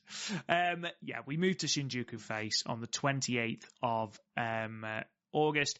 No attendance figure at the moment, but again, as I mentioned before, it was touted as a sellout, looked like a sellout as well, and I was a huge fan of the way this venue was set up, the way that everyone felt really, really, really enclosed. Every time the action went to the outside, there was an air of danger.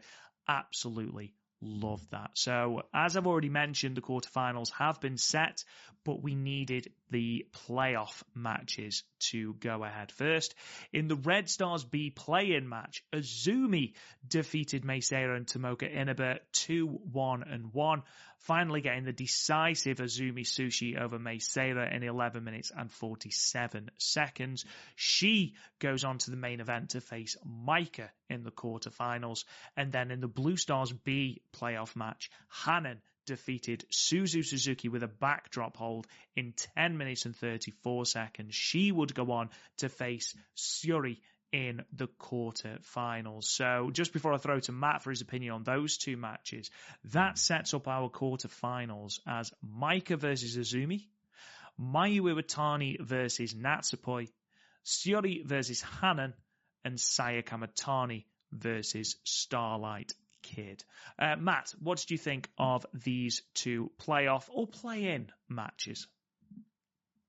Again, you're literally and this was smart to start in with you're playing matches for the playoffs. This way, you know what you're getting towards your last two matches, and you're giving these winners time to rest. So I thought this was smart, starting with Izumi, Tomoka, and Sera. I was still a little confused how this was going to go, just because I thought, like, when it was first announced on that, the last show, that it was going to be like a three-way dance between Tomoka, Sera, and Izumi. I'm like, okay, that makes sense.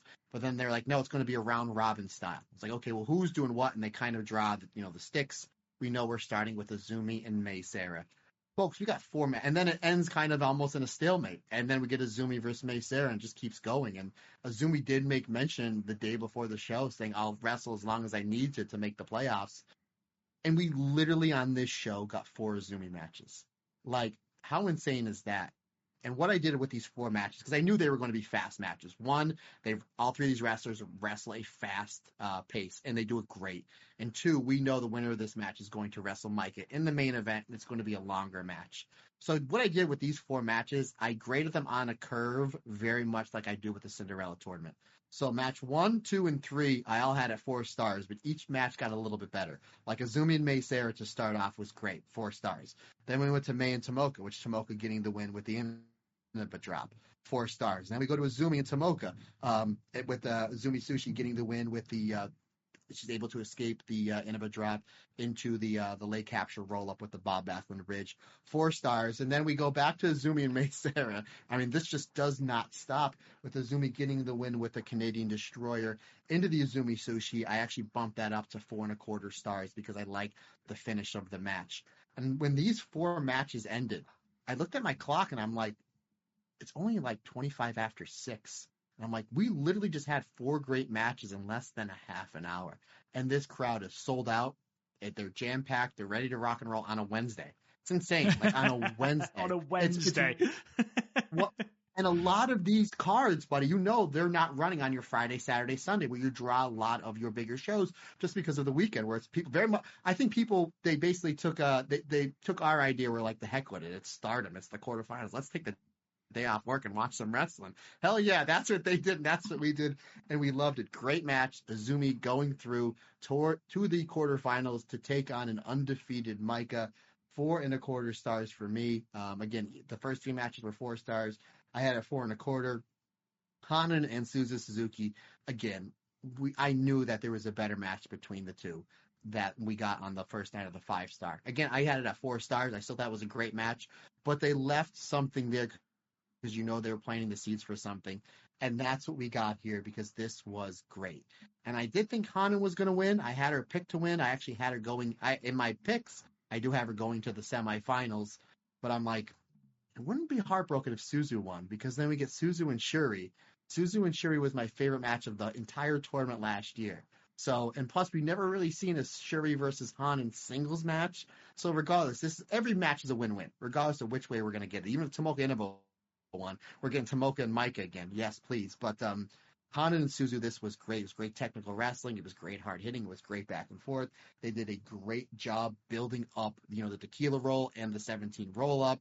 Again, because you do have your quick finishes here, knowing the fact that this could end in a quick finish, because the winner of this match, congratulations, the winner of this match gets to wrestle Shuri. It's like, again, the winner of your 3-way here in the first one gets to wrestle Maika, who's killing people. The winner of this gets to wrestle the hardest hitter that ever hit in the history of Stardom, Shuri. That's your prize. Congratulations. And congratulations to the JK fighter, the Cinderella tournament winner in Hanan, because she gets a big win here over Suzu Suzuki, and this was terrific. 4.5 stars, and what I loved about this match, as soon as it was over, they shook hands, and then Suzu slapped Hanan in the face. I'm hoping we see a series of matches between these two. And I mentioned this when we did our night 1 review of the 5-star. Not only singles matches, but I would love a Wingori versus Crazy Star match. I would love Wingori and Mayu versus Crazy Star and Azumi. I mean, you can do Neo Genesis versus Stars any which way you slice it, and it's going to be terrific. This was great. To me, I think there's more to Suzu and Hanan. I'm hoping so. Maybe Suzu was just trying to get a little bit of her heat back and wanted to smack Hanan in the face. This is a great match, and very much like your first series of matches, a great way to send Hanan into the playoffs against the buzzsaw that is Shuri. Moving on to the rest of the card then, we had a tag team match, the preview tag, with Tam Nakano and Hina defeating the hate team of Natsuko Tora and Rina. Tam getting the pin with the Andromeda in 13 minutes and 48 seconds. The Red Stars quarterfinal number 2 then saw Mayu Iwatani defeat Natsupoi with the two-step dragon suplex in 11 minutes and 28 seconds. The Blue Stars quarterfinal 2 saw Saya Kamatani defeat Starlight Kid with the spinning Star Crusher in the 15 minutes and 53 seconds. Blue Stars quarterfinal 1, huge upset. Hanan defeating Shuri with a 17 roll-up in 13 minutes and 2 seconds. And then in your main event, Red Stars quarterfinal number 1, Maika defeats Azumi with the wrist clutch Michinoku driver number 2 in 11 minutes and 11 seconds. Lots of things to talk about here, Matt. A tremendous pair of matches. Mayu Iwatani and Natsupoi could well have been my match of the tournament, and then it was beaten out literally by the next match. I thought both of those were absolute screamers of matches. But before we get into that, do you want to talk a little bit about this tag team match and what we're doing with Tora? Because I'm not entirely sure if sort of whose knee is going to go first should be the way that we go with this match. And I'd text you during this match as well. Tam very, very softly taps Tora on the knee with a chair. It's the first time in the entirety of the tour that anyone has touched Tora's knee. And Tora is suddenly hobbling like she's got a severe ACL injury. Then we get a little bit further into the match. The bell rings once Tam has got the pinfall, and she attacks Tora's knee. Now, on the surface, that makes complete sense. I mean, she's just had her knee targeted for basically a whole tour. She's going to get annoyed with it. She's going to get frustrated with it. But there's no way there should be comparable damage done from Tam enduring a tour's worth of brutish offense to Tora being softly hit on the leg with a chair and suddenly it becomes a knee versus knee. There shouldn't be a comparable amount of damage done there, Matt, should there? You got to make a lot of good points, my man. You're really smart, Winnick. For someone who's never actually been in the wrestling business, you really know your stuff, my man. You just get it. You get it. Buddy, real quick, what was the time on this match? This went 13 minutes and 48 seconds. Thank you, sir. Okay, I see your point. A lot of good points. I'm not disagreeing with you. Tora's knee's never been touched throughout this entire tour, where Tam's knee's been brutalized by the Inabas, the Azumis, the Mayus, the Seras. I get your point. However, who's the person that did the chair shot onto Tora? Don't do this. It was Tam's. No, I see your point. I absolutely see your point. I don't think that's the way this match is going to go. I think you're going to see some knee submissions back and forth. I don't want to be negative here, but I kind of have to point out the obvious. Hopefully, Tora doesn't do too many leg submissions because the ones she's been doing don't look good at all. They, consider the fact that Momo does a great job with that Grand Deathlock and Tora's looks terrible. And then I think it was night 2 or night 3 they had a tag match against Tam where she locked in a stretch muffler. And I'm like, Shuri and Starlight Kid do a way better stretch muffler, and it doesn't look good. I think if Tora's going to target the knee, she needs to be doing like the splashes on the knee that she's done before on Tam. Tora's just not a submission wrestler. She's not. Doesn't play to her strengths. Considering the fact that she's the red belt champion in kayfabe land, we're supposed to believe she's the best wrestler on this roster. When she's doing submissions and they don't look as good as Momo does it, or Starlight Kid, or Shuri, maybe stay away from that. Again, you want to accentuate your strengths and then get away from your negatives. And I don't think Tora should be doing, shoot style submissions because again, practice them if you're going to do it. But when they're in the ring, they don't look good at all. You can see holes through them. God bless Tam. She's selling it when she really shouldn't be selling because Tora doesn't have it. There's nothing there. She doesn't have anything there. But regardless, I don't think this is going to be knee versus knee match. This match did a great job not only building Tam and Tora, but Rina and Hina. Again, they've done a great job building this match up. We're going to preview in a little bit because we got, the semifinals, the finals of the 5-star, then obviously this match with Tam and Tora. Where I keep forgetting, we're going to probably get a great match, we're going to get a great match between the two sisters and Rina and Hina for the Future of Stardom Championship. I like how Tam had to go to a different gear here. Tam's using the chair. She's like, you know what? You guys, you're bending the rules. You're breaking the rules to get ahead. You have the tag team championships. You have the New Blood tag team championships. You have the red belt. You have the Future of Stardom championship. You have somebody that's in the semifinals. Some of these matches, you're breaking the rules. This is what I need to do to get my belt back that I never lost and get my revenge on someone that's putting me through hell. And that's what I'm going to do. And I really, really like that. And Tam finally gets her first win, pins Tora, but then Tora, the heel, gets her heat back, leaving Tam laying. And then Tam cuts a very, very passionate promo. I think the build-up to this match has been great. Regardless of Tam eating all these L's, they got a great, great build-up with Tora and Tam. And now we've seen a more and more pissed off and more vicious and violent Tam walking the Tam road all the way into this show, the finals of this fantastic tournament. It really makes me fired up for this match. I'm really, really looking forward to it. And I don't know the way this is going to go. I don't. I know you're in the camp that Tora is going to walk out as champion. I know a lot of people, including me, thinking they're going to pull the trigger on a quick title run and put the red belt back on Tam. I can see it going either way. And obviously, when we get into our preview a little bit, we'll get a little more in depth. But ultimately, this was a good match, a solid match on what was, in my opinion, the best wrestling show I've seen all year. And what it needed to do is build up Tam and Tora and then build up Rina and Hina. And that's exactly what it did.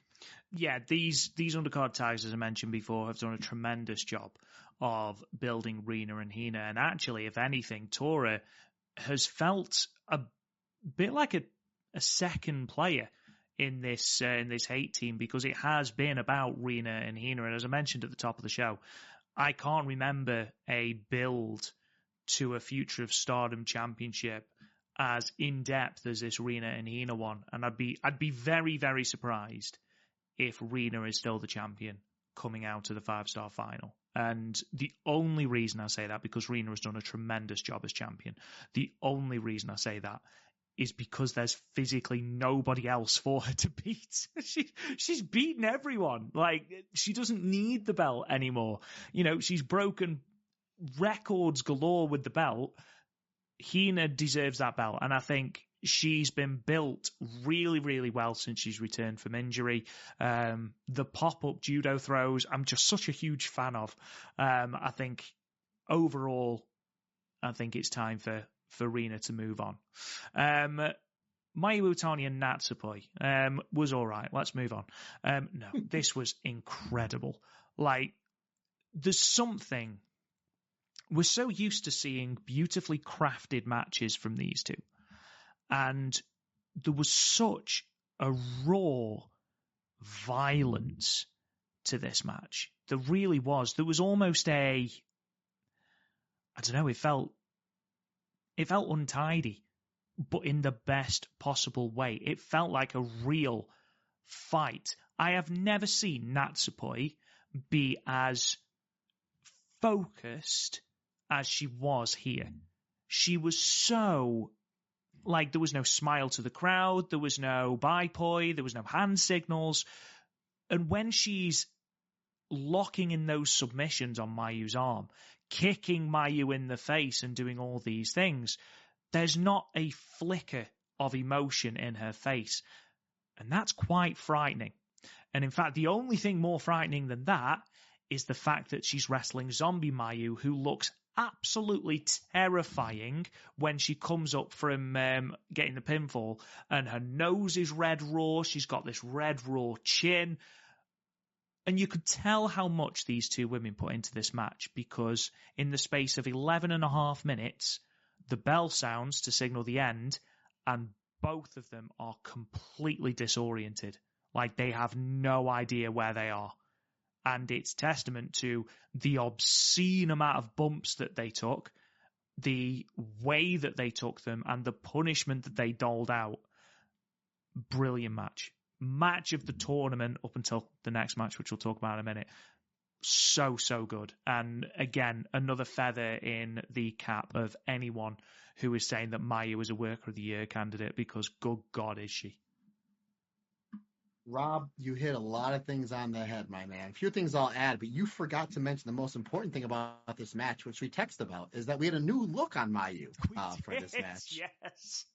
It looked like Mayu went tanning, and by went tanning, meaning she went tanning that morning because she was still a little red. Usually when you go to, and again, folks, this is an independent wrestler. I know all about sitting in these tanning beds where it's like, where you if you're wrestling on a Saturday, you should tan no later than Thursday, because if you tan Friday or Saturday, you're going to look lobster red, and that's what Mayu did. To Mayu's credit, right? To Mayu's credit. I'm shocked that because Suzu and Hanan, they both took the wrong ramp to the ring. Oh, did you notice God, that in their match? Yeah, I really and I'm did. like, oh my God, well, like God knows where Mayu's going to end up. But she tricked us all, buddy. But she got there. She got there. That was the main thing. I loved how this match, in all seriousness, we like to have fun in this podcast, but I like how this match started because Natsupoi goes for a German suplex, Mayu blocks it. Mayu does a standing switch, goes for a dragon suplex. Natsupoi blocks it. Not only blocks it, but goes for the fairy magic, and then Mayu blocks that. They look at each other for about 3 seconds, and then we go into high-speed offense. And we got great stuff there. Natsupoi she gets the better of Mayu the first 2 minutes of the match. She goes for that basement dropkick that she loves to do. She misses, and then Mayu hits her version of the basement dropkick, sending Natsupoi out to the outside, right? Here's the great psychology of this match early on.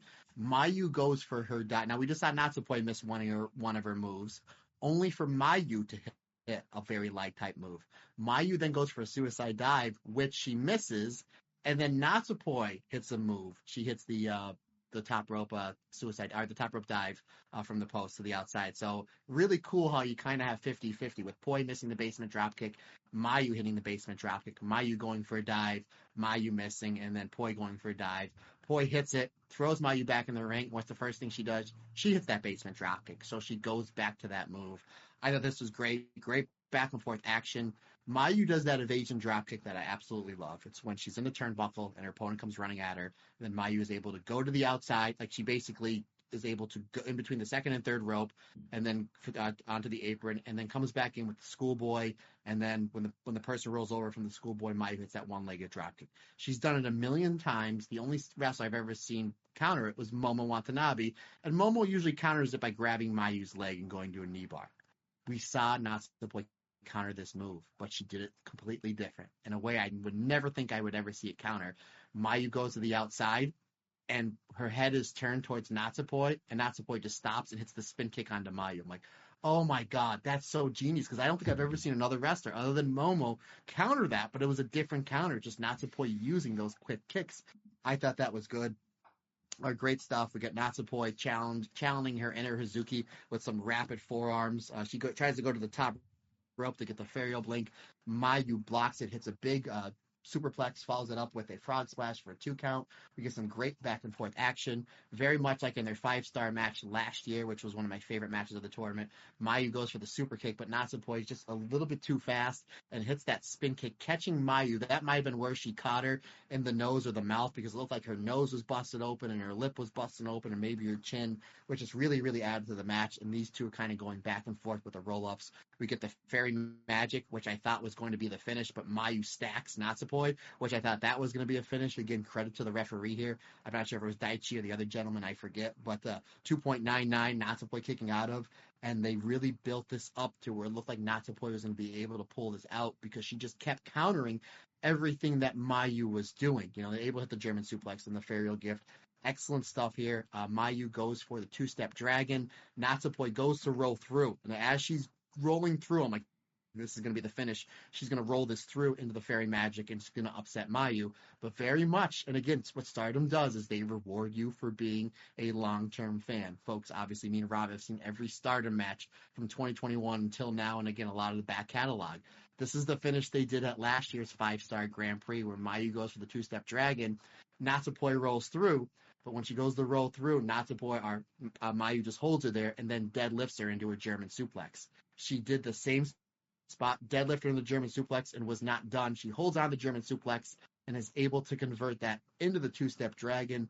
Unbelievable. As much as I liked their match last year, I like this match better. I think this is Natsupoi's best match of the tournament.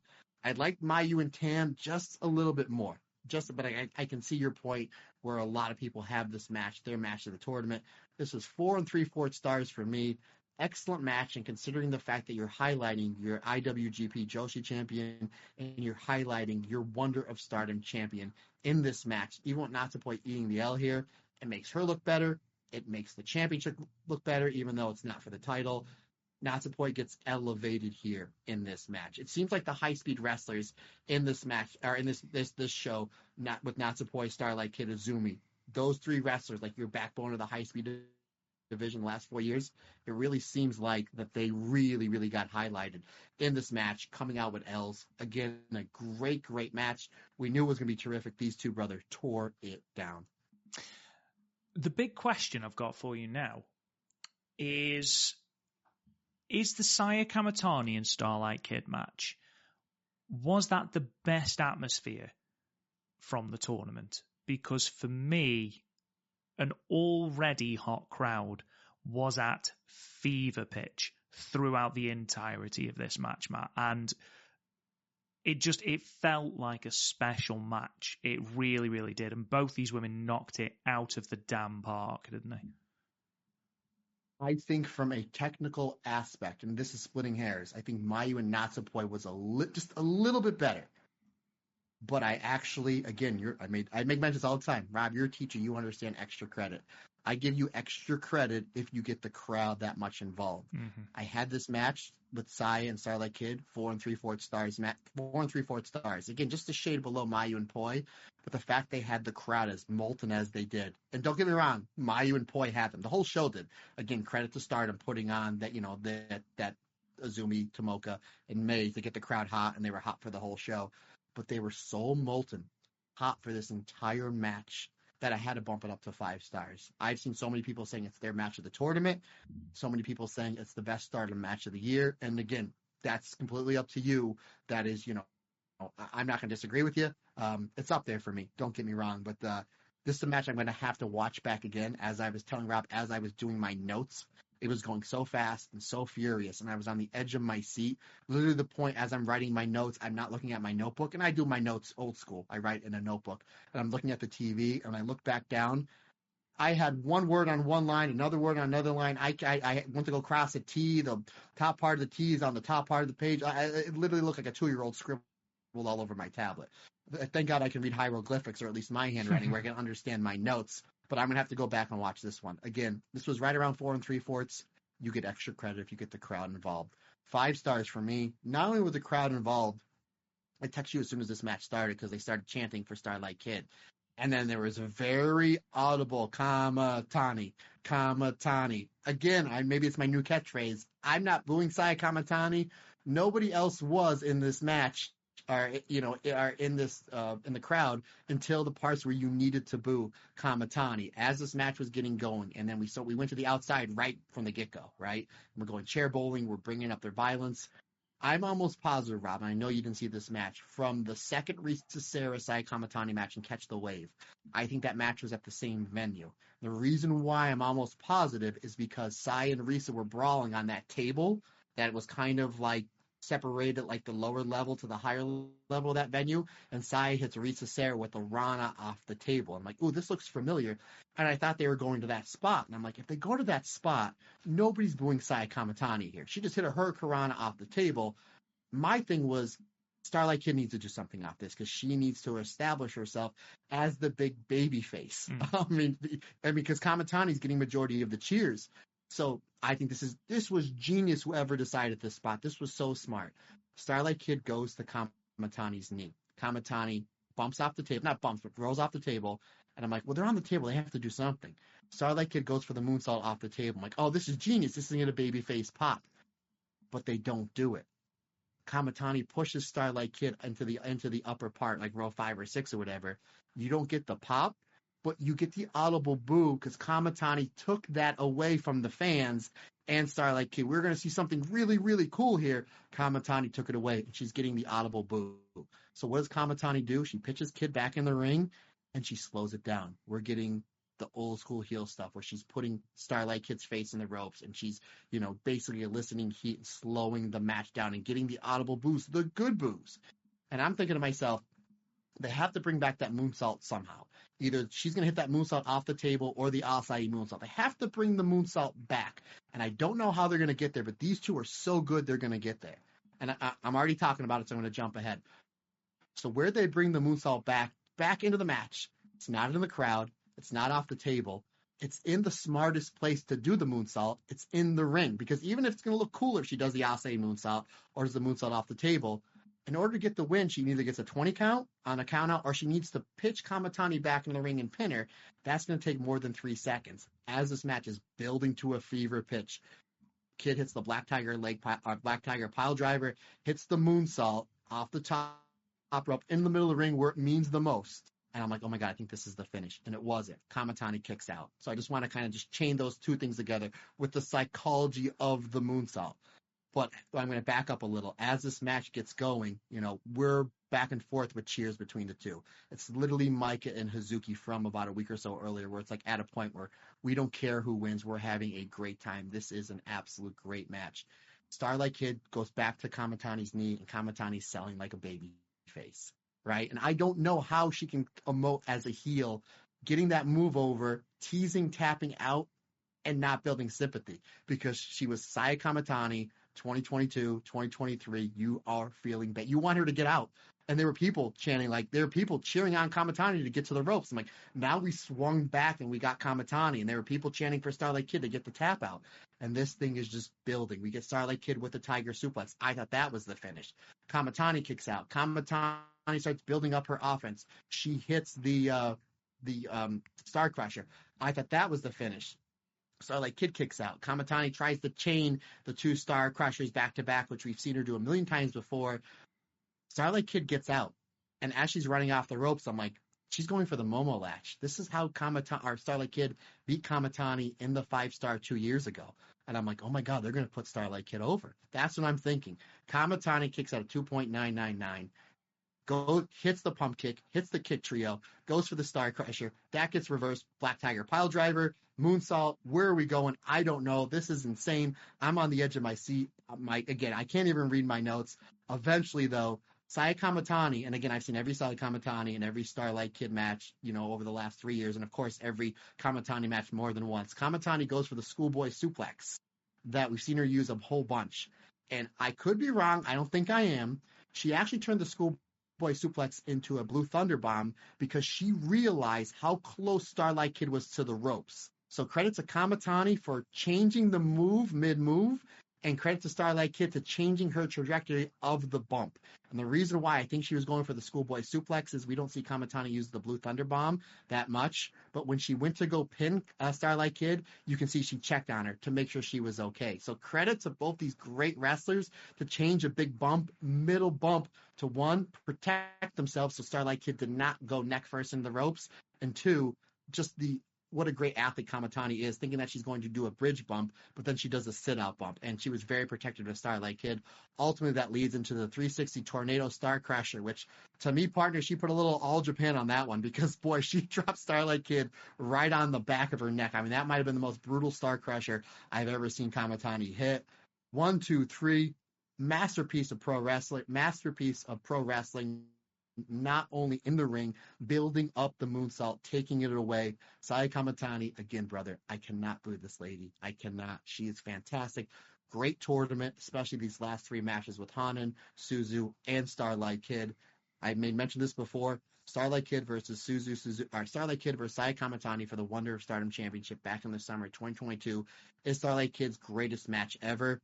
This one, is right up there with it. I don't know which Starlight Kid match I prefer from the 5-star, either this one or the final with Mayu in 2022, but at the same time, it's heads you wins, tails you wins. This was great. Saya Kamatani, they booed her a little bit because she's so good in the ring. We're cheering her. We're a completely different Saya Kamatani. She's more aggressive. She looks cool.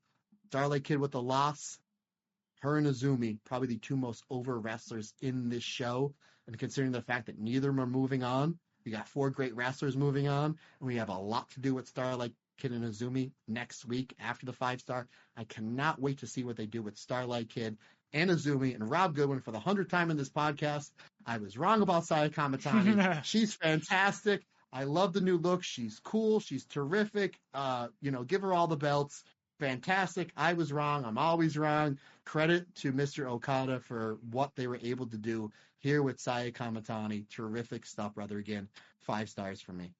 Yeah, 4 3/4 from me. Both this and the Mayu and Natsupoi match. This probably just pips it, and that's solely because of the atmosphere. I think these two have such phenomenal chemistry, and Starlight Kid ultimately plays the babyface so well that Saya Kamatani, even if she was the worst heel in the world, which we feared she might be, and thankfully she isn't, she'd have still got booed here because Starlight Kid is so phenomenally over, and it's testament to Saya Kamatani that she was able to split the crowd. But Kid is... I think I put in my show report that we might well have just witnessed a match between two of the 2 top stars that are going to be taking Stardom into this new era. And great point. That's awesome. Great point, brother. Yeah, great point. And I think if that's the case, Stardom is in very, very safe hands, especially when you take into account that Azumi is only early 20s, Tomoka Inaba is only early 20s, Natsupoi is late 20s, Maika is mid 20s, Suzuki is deceptively young as well. Sera, we have got a lot of talent, but based on this crowd and this show, the 2 big stars, and then Hanan, of course, who is like 19, but the 2 big stars are Starlight Kid and Saya Kamatani, and that excites me greatly. Hanan defeating Shuri, man. Like, I know that you were a big advocate for Hanan making it through to the semi-finals, but beating Shuri 1-on-1, that's a huge gap for Hanan, isn't it? Not only that, but she wasn't fresh going into this match. Exactly. And it's not like she had, no offense, it's not like she had Aya Sakura. She had freaking Suzuki, who won this tournament last year. So this is great. What I liked about this match is, and I think I texted you as soon as the 2 matches we talked about were over, I was like, I think I need a drink, and it was like 8:30 in the morning, or I need a cigarette, and I don't smoke. I was like, holy jeez, I was just like on the edge of my seat, and I'm like, okay, Shuri and Hanan, they're great wrestlers. They can work that high impact style. But they're going to give us time to breathe, aren't they? And they did, because it started out with some great grappling. I'm like, okay, this is a different match already in a great way. Shuri's grappling is just terrific. And obviously we know Hanan has that background in judo. She was able to counteract some of the stuff that Shuri did. Really good stuff here. Shuri's able to, again, the way she chains her submissions back and forth, and we just see just the pain and the selling on young Hanan, and considering the fact that she had a lot of sympathy going into this match because she already wrestled Suzuki, now she's getting beat up by the buzzsaw that is Shuri, but Hanan does a great job with that fighting spirit. We've been seeing a new level of Hanan where she may take like 1 or 2 big moves or a big strike, and she'll fire up and she'll hit that running European uppercut, and then she's selling, her opponent's selling, we're settling things down, and the crowd builds back up. Considering the fact that Hanan's 19, 20 years old, she understands crowd psychology, she understands when to fire up, when to slow things down, when to bring things back up, and the fact that she's in the ring with Shuri here is great. I love it how Hanan starts building herself up towards those big moves at the end. We're seeing the rocker dropper. Now she does one, our famouser. She does the famouser. Now she does one to the front, which she used from time to time. But I really enjoy how she kind of changed those back to back. She hits, the blockbuster, the Hanan special. And then she's really getting momentum build, and she's getting the crowd into a fever pitch. And all it takes is one head kick from Shuri, and it just almost wipes out everything Hanan did the last 45 seconds to build up to defeating Shuri. It just takes that one kick, and the way that Hanan sells it, it's like, oh, this is a possible KO. I really wish that when she took that head kick towards the end of the match, Shuri would like walk up to her to like go finish her off, and the ref would push Shuri away like, no, I think we have a knockout here. I think if they would have teased the knockout, they would have got a little bit more out of this match. Regardless, partner, who might have tell Hanan and Shuri how to wrestle? Great stuff back and forth. Shuri hits the 360 Ruin for the 2.99 count. The crowd is red hot, almost as hot as they were for the match before. They really want to see Hanan kind of pull an upset win here. They're cheering for Shuri, don't get me wrong, but I think they just want to see Hanan pull one off, see if she can pull a fast one, and she does. Hanan gets out of the way with the buzzsaw kick that not only saved the match, might have saved her life, and trips up Shuri for the roll-up, 17 roll-up. Great way to end this match on a surprise roll-up, catching Shuri there at the 13-minute mark. 4.25 stars for me, my friend, and this was a great way to back up those two matches with Mayu and Poi and Starlight Kid and Saya Kamatani, where we had a little bit of a slower pace, something different that the crowd was into. Gave them time to breathe. They picked things back up when they needed to. Hanan is fantastic. Shuri is arguably one of, if not the best female wrestler in all of wrestling, and she really showed why in this tournament, and Hanan gets the win. And she is 2 matches away, my man, of doing something that only Toni Storm was able to do, and that's win the Cinderella tournament and in the 5-star Grand Prix in the same calendar year. And considering the fact that Toni Storm is doing A-OK for herself over in AEW, those are really it's really good company to be in. The fact that she has that opportunity coming up on Saturday.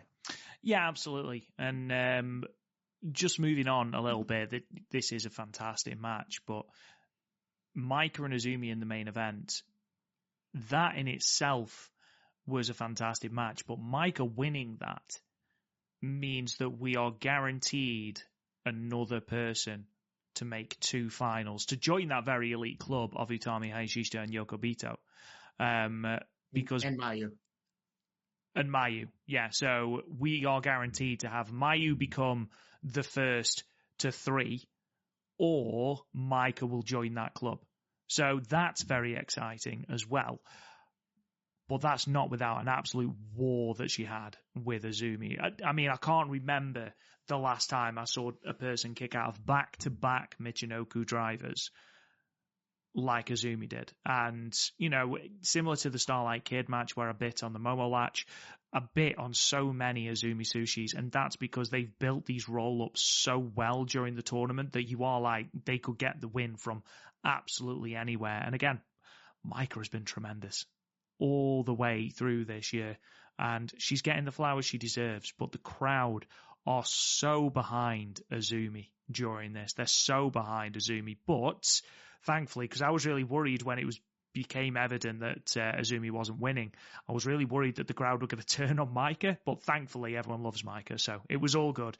Another great match on what was, when it comes to Stardomcast Award season, I fully expect this show to be in the running for Stardom Show of the Year, because this was top to tail absolutely tremendous, and this main event between Maika and Azumi properly topped it off.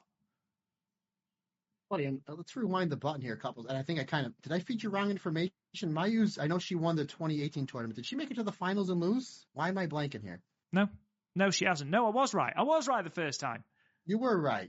For some reason, I was like, oh, if Mayu wins, she'll be the first one to make it to 3. I apologize. I was wrong again, folks. I am on a roll with being wrong. See, what do I always say? If you're not wrong at least 10 times a day, you're not even trying. So, exactly. Yes, you're absolutely right. We will have, Maika maybe join the illustrious company with Yoko Bito and Utami and Mayu as well. They may be able to make it to the one of them is going to make it to the 5-star finals more than once, and the fact that Maika might be able to do it back to back, which only Yoko Bito did. Now, partner, if Maika does make it to the finals, are we considering that another DDM member in the finals of the 5-star, thus making it 4 years in a row with Himeka in 2020, Shuri in 2021, with Julie in 2022, and last year with Maika? So are we going to consider if Maika makes it to the finals, that we have DDM love here going into the finals. Absolutely we are. Absolutely we are. Why wouldn't we, my friend? Yeah, but this match was great. Again, Azumi, I don't know who was the most over person on this show between Azumi, Starlight Kid, and Sai Kamatani, but I think it might have been Azumi, considering the fact that she had to wrestle 4 times. She had to wrestle 3 matches in order to qualify to wrestle Maika, the buzzsaw that is Maika. The fact that Maika has been so dominant this year and is the only wrestler, as far as I know, in the history of the 5-star Grand Prix. This one, I think I'm right, partner. She's the only one to make it into the final night, never eating a loss before. Not only that, but no time limit draws. She's defeated everybody they put in front of her, and this was great. I liked how Maika goes for the Code of Honor, and then Azumi's like, no, and then Azumi goes for the Code of Honor, and she out-tricks Maika. Considering the fact that Maika has been the main event scene quite a long time, but however, and Azumi's never had a shot at the white belt or the red belt, but Azumi is the more tenured wrestler. She's been in Stardom longer. She probably has more matches than Maika. I like that she tried to out-trick Maika, and the fact that after everything that this crowd has seen, they bit on that inside roll-up off the handshake 4 seconds into this match. I thought that was great. Just goes to show you how over all these wrestlers were. But this is great stuff back and forth. I like how they go up on the rampway and they tease Maika hitting a suplex onto Azumi onto that rampway, which seems like it gives no give whatsoever. But then Azumi goes for the La Mystica. However, Maika just hits a shoulder tackle and Azumi takes that really bad bump. I mean, there's really nowhere to go between the chairs and then just crashing yourself onto the floor. So God bless them for giving that, doing that opportunity, that spot. That was some really, really cool stuff there. Azumi really brings it with the head kicks and the forearms. Obviously, this is a styles make fight match where you have Azumi with the quick submissions, with the quick roll-ups and the speed, versus Maika's hard-hitting power. You know, the suplexes, the Michinoku drivers, obviously the clotheslines and the shoulder tackles. But Azumi really brings it to Maika here.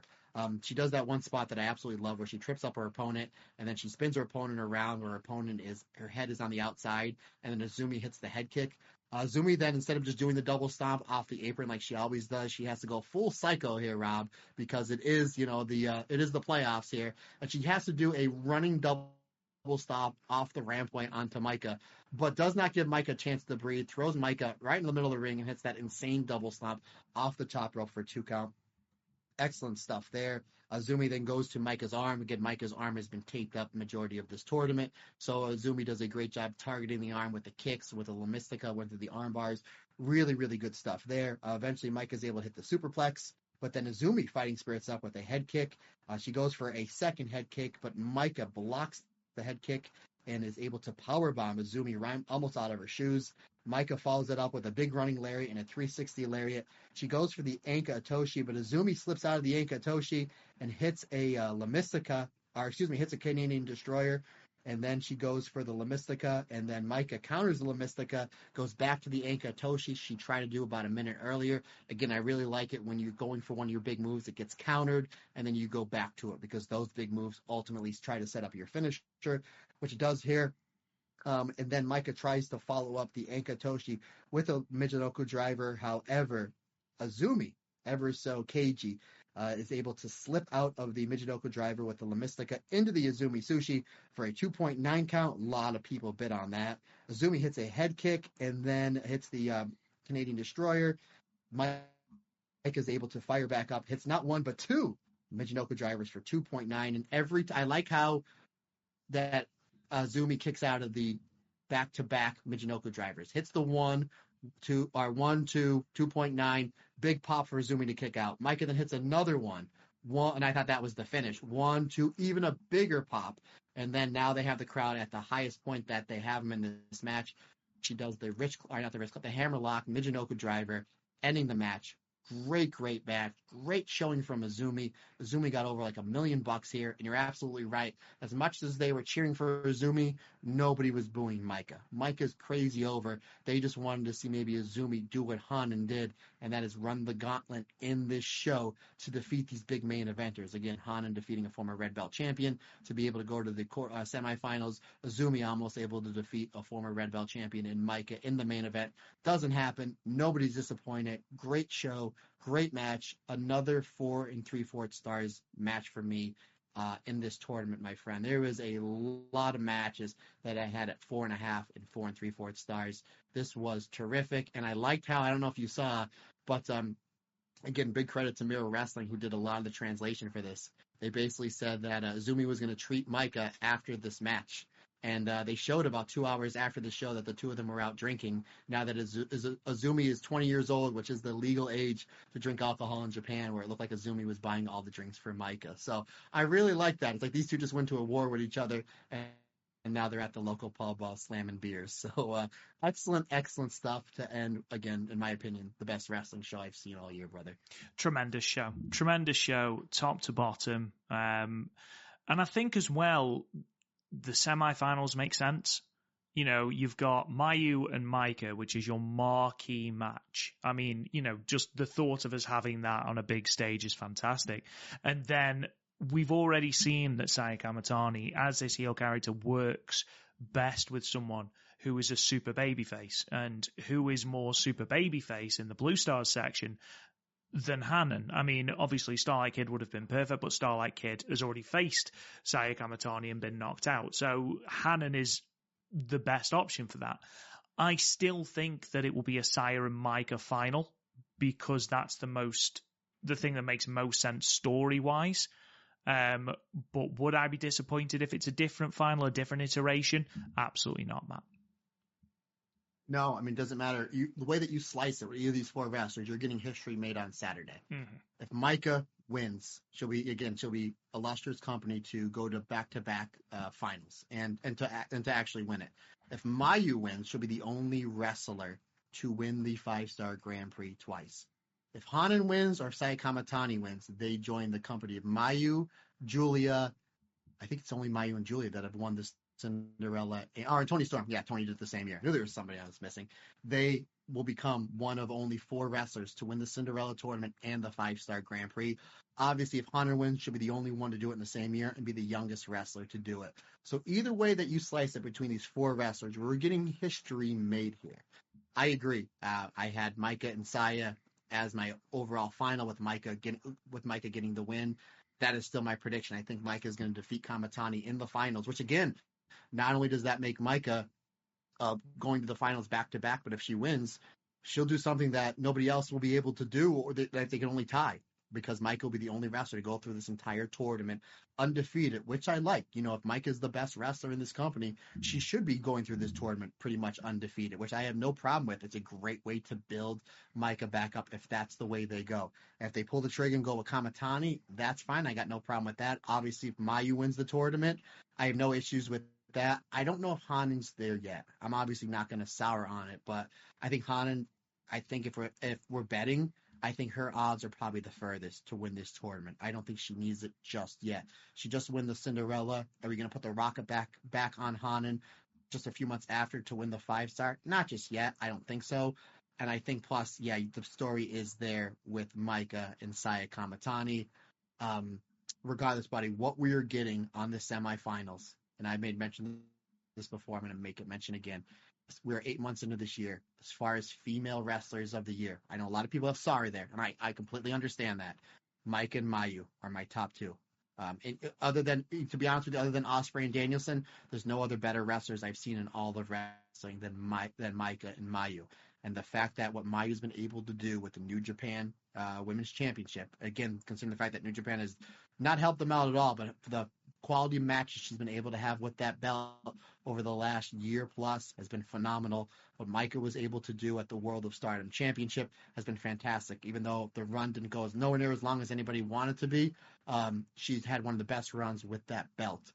Mayu is having, in my opinion, the best wrestling year of her career, and so is Maika. And Mayu and Maika have had some great years, especially Mayu. The fact that we are getting, again, in my opinion, the 2 best women's wrestlers this year in your semifinal match. We know we're getting that match, and they're going to be fresh. We know we're getting that match. The other match, Sai Kamatani and Hanan, they just did about a week or so ago. We just reviewed it. It was 4.5 stars for me. We're getting it again with the stakes being even higher. So regardless of how you slice this final, whether it's Hanan versus Mayu, which would be really interesting considering the fact that maybe Hanan's trying to unseat Mayu as the next icon. If we get Maika versus Hanan, that's going to be great. If we get Maika versus Saya Kamatani, or if we get Saya and Mayu, no matter which way you slice it for this final and the winner, I think this is a perfectly booked tournament. And again, the biggest credit to the starting booking committee for not only this being their first 5-star, but having to go after Rasi Ogawa booking this 5-star. And again, no Julia, no Utami, no Mina, and no Mirai. I mean, it's just been a perfectly booked tournament, brother. It really has. It really has. They've done a tremendous, tremendous job. Even having the 3 of Sera, Azumi, and Tomoka Inaba go through to the final night, which felt a bit clunky initially. Even that came good because we had an absolutely explosive start to the quarterfinal night. So I have no issues going into the final night. And speaking of the final night, the card for that has been announced. So I'll run through that now. Wakusukiyama versus Rian. FWC, Hazuki, and Koguma will be taking on the Cosmic Angels team of Sayaka Kurora and Aya Sakura. Anna Jay is in a singles match. It's great to see her booked on this card against Momo Kogo. Zena versus Saya Ida in the choppiest chop-off to ever chop. Neo Genesis versus God's Eye in a 10-woman tag. Starlight Kid, Azumi, Suzu Suzuki, Sera, and Miu Amasaki versus Shiori Saki Kashima, Ronnie Yagami, Lady C, who does return from injury, which is great, and Risa Sera is part of that team as well. Sayori Ano, Natsupoi, and Yuna Mizumori will be taking on Thekla, Konami, and Ruaka. Which is an interesting turn of events. And I say that because Thekla, after her match with Risa Sera, said that, no, it was Saki Kashima, said that she got her eye on someone. She knew what she was doing. It's back to business, and she's got her eye on someone. So if we are to take that as read, could it be Sayori Ano she's got her eye on? Could it be Natsupoi? Or is all this just a way of getting back at Tam Nakano ahead of her match? We will see. Also on this card, we have got the Future of Stardom Championship, Rina versus Hina. The Blue Stars final, Hanan versus Saya Kamatani. The Red Stars final, Maika versus Mayu Iwatani. World of Stardom Championship, Natsuko Tora makes her first title defense against Tam Nakano. And then finally, your main event is the 5-star Grand Prix final. Matt, what do you think of that card? Obviously, the main focus is, as it should be, the final and those 2 title matches. But what else catches your eye? God's Eye and Neo Genesis, because you're seeing Neo Genesis in full form after everybody got crazy over in the 5-star Grand Prix. Saida versus Zena. I like the fact that we're doing singles matches that don't have like championships on the line. I think that's going to put a lot more focus on Zena and Saida. Yeah, a lot of really good stuff there. Obviously, you have Hina and Rina, and then you have your 2 quarterfinals, your finals, and then your World of Stardom Championship match. So a lot of really good stuff on this card. Really, really looking forward to it. And again, folks, while we're talking about the final, don't forget we will be doing a live review. Myself, Rob Goodwin, and then we may be joined by Andy Header. He is, I think, 3 shows behind on the 5-star Grand Prix. However, Andy Header is not married and does not have any children, so there's a possibility he will get caught up. There is a possibility he will get caught up. And not only that, as much as me and Rob we're so entrenched in everything in Stardom, the one thing that Andy Header brings to the table is, and everybody's going to be waiting for Faded Breath, is what are going to be the best hairstyles and the best ring gear. There's as much as me and Rob can dice it and slice, and Rob writes all the books on it. Nobody can bring that knowledge like one Andy Header. But no, excellent card, my man. What are some of your quick predictions, especially in those big main event matches? I can't see Tora dropping that belt. I really can't. You do run the risk of completely deflating her as the leader of Hate if she drops that belt without having defended it and without having been in the tournament proper. I feel like it would completely take the way. It would be effectively cutting her legs out. I don't think she recovers from that just to put the belt on Tam, who has just lost 6 consecutive singles matches. I think it'll be a great match, but I can't see Tam doing it from a realism point of view. In terms of the Future of Stardom Championship, I think Hina has to take it now. I think with the build as well, they've built this as a proper good high stakes title match, which is as it should be. And again, as I mentioned earlier in the podcast, I think that Rina has done everything there is to do with that future belt. So give it to someone else now. Let's freshen that division up and let's give Hina the run that she has been built for throughout this tour. In terms of the 5-star Grand Prix, I think it'll be Maika and Saya Kamatani in the final, and I think Maika will take it. What about you? I totally agree. I think that Maika and Kamatani, that was my pre-show pick, and that's what I'm obviously going to stick with. I think this is, considering the fact we've seen Hate come out on top of Hate and Oedo Tai come out on top of a lot of these shows, not only these pay-per-views, but like the Cork and Hall shows, where they're coming out on top, whether it's with the tag belts or a big win or the Kamatani turn or Tora with the red belt. I think because of the fans are at such a fever pitch, I think you're going to see a lot of babyface love on this show. I agree. Hina is going to defeat Rina and win the Future Stardom Championship. I'm going to disagree. You made a lot of good points on why Tora should keep the belt, but the way that Tam has been basically been deflated, and now she's starting to build herself back up. I think that Tam is defeating Tora for the World of Stardom Championship. I could see Tora winning, but I'm actually pretty confident that Tam is going to win the World of Stardom Championship back. And then I see Maika defeating Saya Kamatani. So I see Hate in the 3 big matches eating L's. However, if Tam does win the World of Stardom Championship, you can do that Tam-Maika match that they did tease when Maika was Red Belt champion about a month or so ago, or you can do Tam and Saya Kamatani. We know now that was the idea for last year's Dream Queendom, but obviously Saya got injured, Tam got injured, so maybe that's the way you do it. You have a clear baby face and a clear heel. So I can really see either of those matches and the tournament kind of going either way at this point. But the one thing I'm pretty certain on is that it's Hina's time.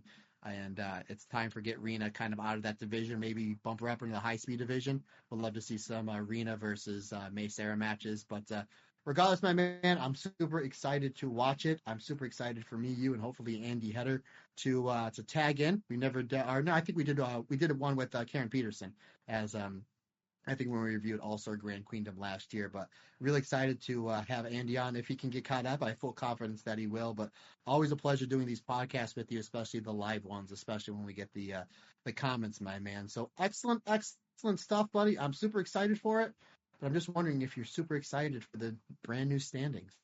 Of course, always. It's what I'm waiting with bated breath for. Now, we're counting 6 matches here, so technically there was 6. We counted Azumi, May, and Tomoka, the overall winner. We counted that as 1. So not only do we have the 6 matches here, but we have bonus points for quarterfinalists and semifinalists that myself, very much like me and you did, and that our Patreon listeners did. We basically pre-picked before the show started for bonus points. Again, any quarterfinalist is 2 points, semifinalist is 3 points.